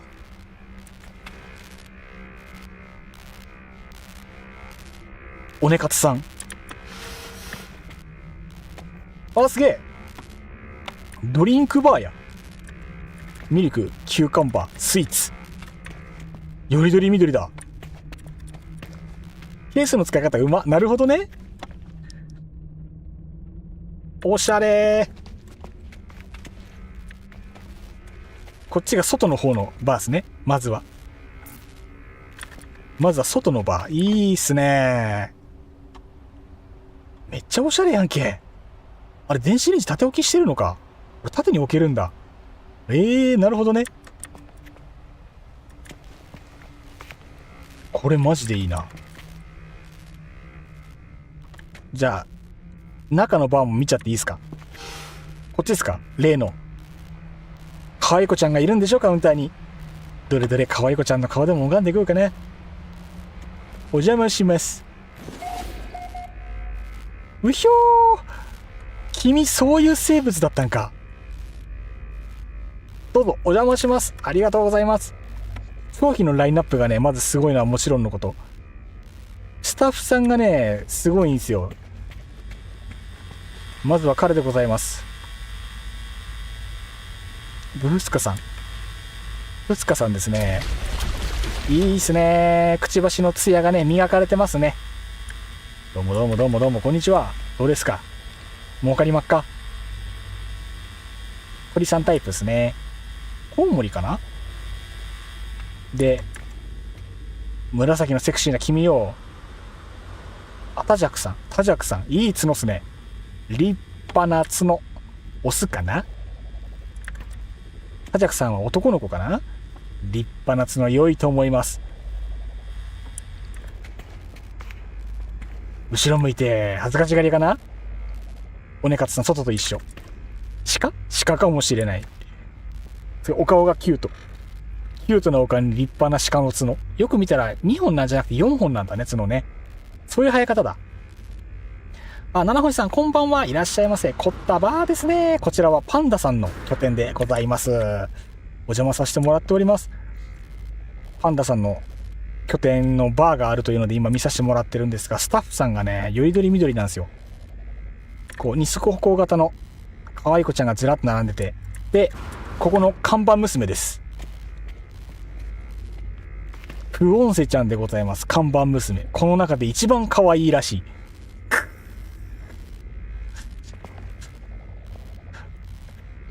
強火な女の子かな？だいぶ強火な感じや。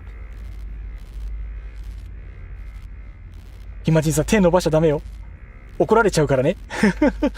手伸ばしたらバシッと怒られちゃいますよ。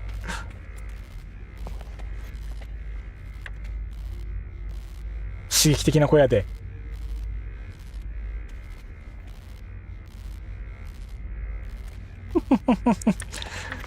すごいな、こんな生物おるんやね。おしゃれだね。そしてアイテムもしっかり積んでおります。ちょっとカメラ飛ばしてみようかな、バー。おしゃれー。すごいね、これ。こちらパンダさんの宇宙拠点のバーでございます。看板ツヤツヤだ。おしゃれだ。これ何貼ってるんだろう、この四角いブロック。なんかこんなパーツあったっけか。面白。あ、ここ窓開いてるのね。換気もバッチリじゃないですか。いいね。こんな感じです。どうですか？うわ、いいなー、これ。これは遊びに行きたくなる。カウンター席もあり、ソファー席もある。素晴らしい。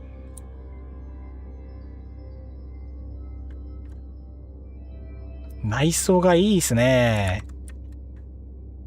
その窓は夜になったら閉まります。あ、なるほどね。回路付きだ。素晴らしい。内装一個一個が本当にすごいな。バランスがいいんだな。何がいいって、この斜め屋根二重になってるんですよね。これ要するに。二重になって中の方にその木の階段を置くことによって造作をね。これね、テクニックっすね。これ技ありっすね。木の造作が見えるように内側に階段が設置されてる構造。これちなみに外から見ていいですか？そっか、これだ。発着状だ。発着状がそのまま屋根になってるんだ。そっか、そうなるんだね。発着状やると。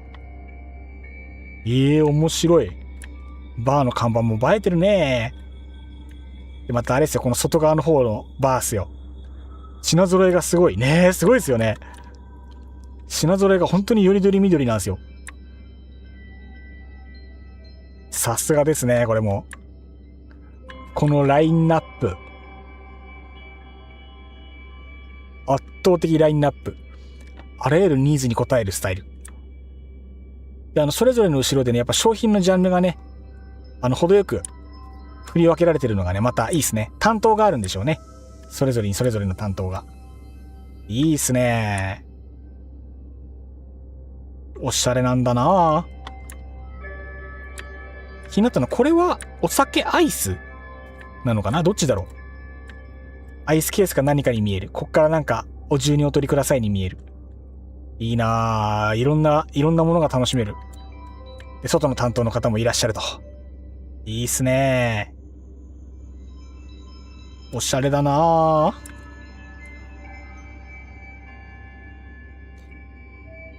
あ、発着状だ、そっち。わー。今日は一回バーだけにしときますか。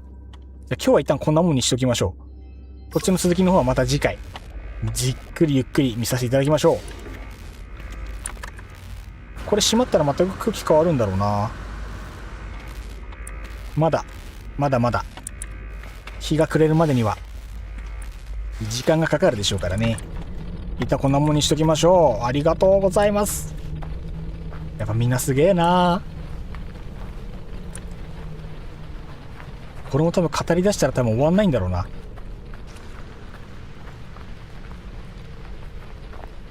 もうこっから見えるだけでもね、魅力がギチギチに詰まってますもん。魅力まみれ。いいなぁ、素敵だなぁ。いやー、いいっすね。ほんとおしゃれ。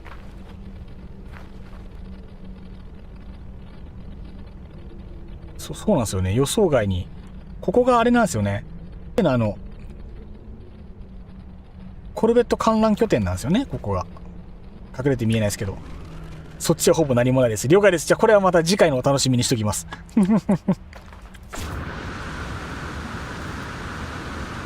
ここあれなんですよね。いつものコルベット観覧会場の星なんですけど、自由に拠点立てていいとは言ってあるので、そうするとあんなおしゃれなバーがいつの間にか近所に立ってしまうというね。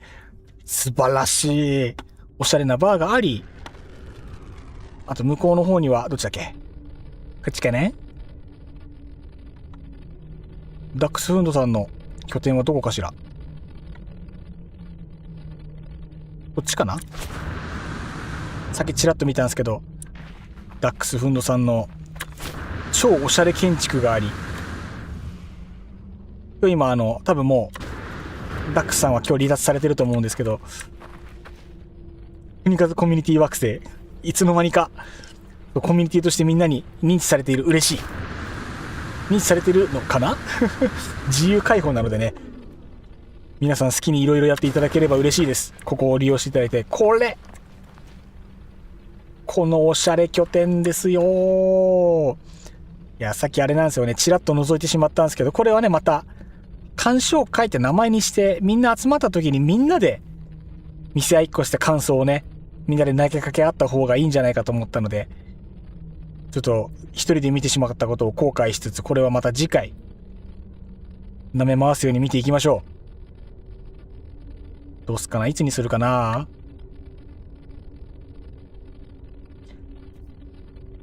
Y の基地の内装はね、だいぶ中途半端っすよ。パーツ数増やしすぎると読み込めなくなる可能性あるからって言って、途中でパーツ削ったっすからね。多分それ以上中身増築できないんじゃないかな、それだと。だからそこのコルベット鑑賞ステージの方に関しては多分ね、それ以上増築できないと思うんです。多分そのまま行くと思うんで、ちょっとそこはそのままで。どうしようかな、この星に Y の極点みたいなの。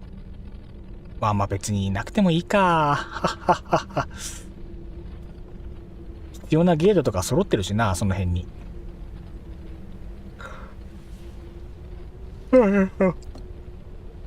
あ、1時過ぎだ。さて。じゃあどうしましょうか。だいぶ今日も楽しめましたな。よいしょ。やっぱこの星ワークしやすいですね、すごく。それがやっぱりすごいな。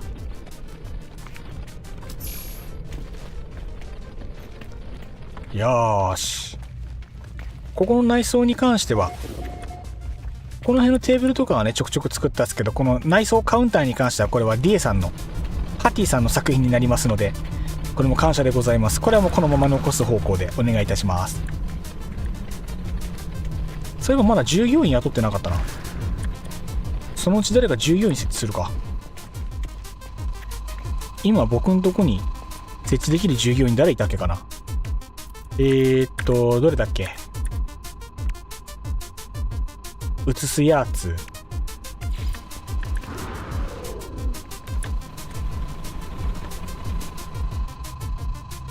お、半物質がない。あ、濃縮炭素がない。また今度にしよう。こんな感じですね。これ以外の内装は今のところないですね。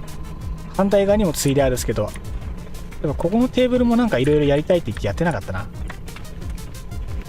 ありがとうございます。プロジェクター設置申し訳ない。助かります。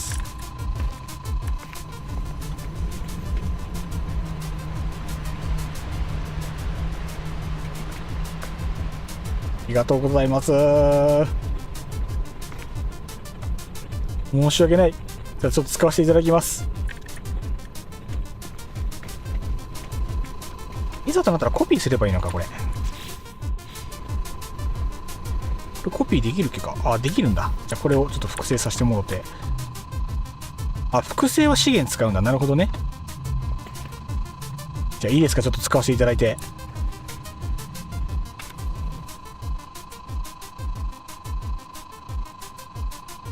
今なんか設定しようとしてる？もしかして。どっちだろうか。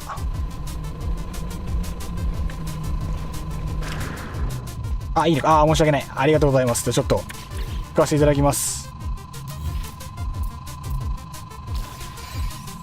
あ、半分室ありがとう。助かる。助かります。一旦仮にここにつけて。お友達がね、一人しかおらん。パシしかおらん。ルのパシしかおらん。ワンダーズ全然登録してないね。そのうち素敵な子をまた探しに行こう。その方が良いでしょう。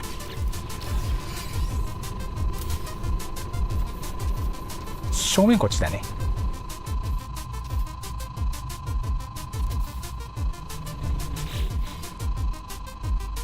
内容が変わっている。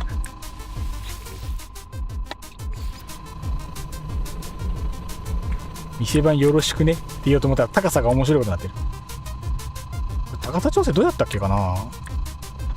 縮めればいいんだっけ、とりあえず。半物質ありがとうございます。申し訳ない。助かります。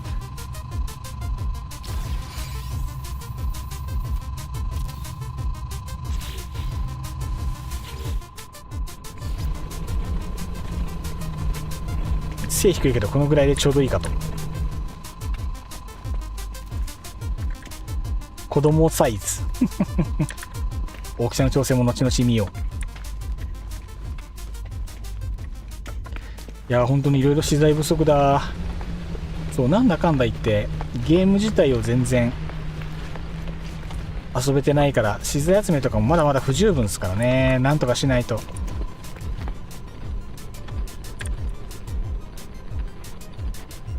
クリエイティブだからいくらでも作れます。やっぱクリエイティブ楽っすな。さて今日はもうやることがほぼなくなりました。というわけでもう配信閉めますかやることがなくなってしまった。そう。あ、国和さん、今度気が向いたら私の基地にも遊びに来てください。ぜひぜひ。まだ一回も行ってないですからね。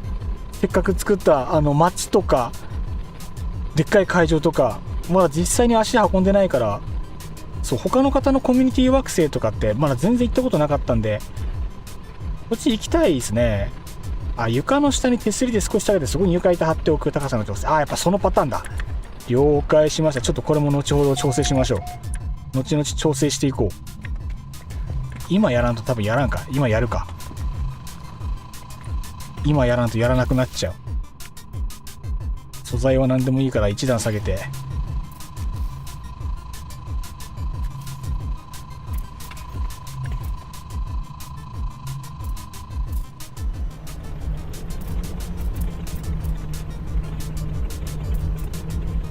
そうだね。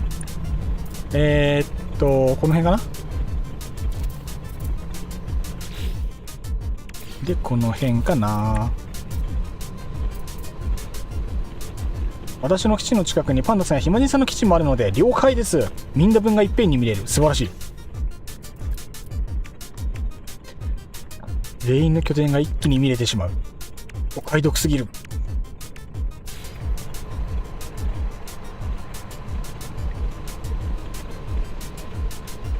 よいしょ。今設置したワンダーズがその辺だったかな、確か。じゃあ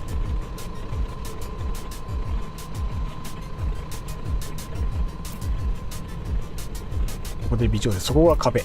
そこが壁で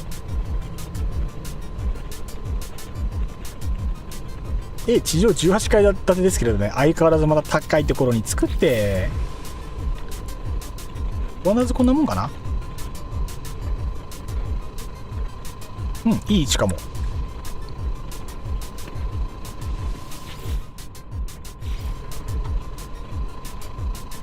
わ、完璧。配置バッチシ、ありがとうございます。配置完璧ですな。高さぴったり。よきよき。床板は一応剥がしとくか。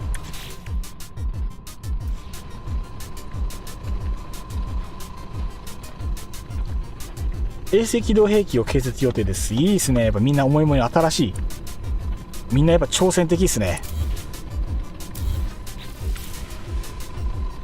よしよしよしよし。よし。じゃあ今日の配信は締めますか。どうしよう。なんかここ BGM がドゥンガドゥンガしてるから。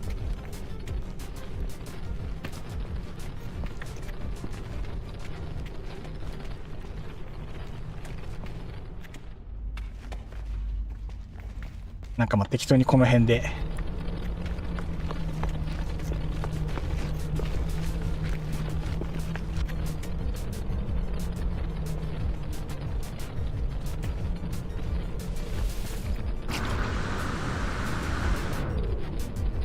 では皆さん、本日の配信はお楽しみいただけましたでしょうか。相変わらず方針を決めずにスタートしてしまうのでぐたついたりとかもいたしますが、今日もみんなのコルベットを見たり拠点を見たり建築付き合ってもらったりいろいろ遊びました。国数はめちゃめちゃ楽しめましたワイはすげえ楽しめてるけど、みんな楽しめてるかって言われるとなんかあれだね、微妙なとこだね。懐かしいね。そうだね、ここの拠点はそういうのあったね。フクロウが飛んでる。フクロウだから空飛ぶか。フクロウだから空飛ぶわな。この飛び方が正しいかどうかは別として楽しんでいらっしゃる。今日も楽しめましたな。というわけで今日はこんなもんでお開きにしようかと思います。配信主が楽しいのが一番。そう言ってもらえると嬉しいですね。ありがたい。そう言ってもらえると。解除されないそれ多分ね、拠点の中入んないと解除されないですよ、ひまじんさん。これ確か所在が変わらないと椅子キャンセル確かできなかったっす。確か。それいけるか。回転キャンセルいけるかしら。どうだ。また飛ぶんだろうな。じゃあこんなもんにしようかと思います。皆さんお疲れ様でしやっぱ治んなかったか。やはり治らなかったか。まあそれどうやってる。座る瞬間にあれか、シールド貼ってるのか。また器用な。はい、七星さんありがとうございます。お疲れ様でした。白メガネさんもありがとうございます。お疲れ様でした。じゃあこれにて配信終わりたいと思います。パンダさんもお疲れ様でした。本当に建築いっぱい手伝ってもらっていつもありがとうございます。手伝ってる通り越してやらしてますもんね。申し訳ない。頭が上がらん。ひまじんさんもありがとうございました。お疲れ様でした。じゃあ配信終了です。皆さんまた次回もよろしくお願いいたします。いいね、グッドボタンお願いいたします。また次回よろしくお願いいたします。おやすみなさい。エンディングポチリ。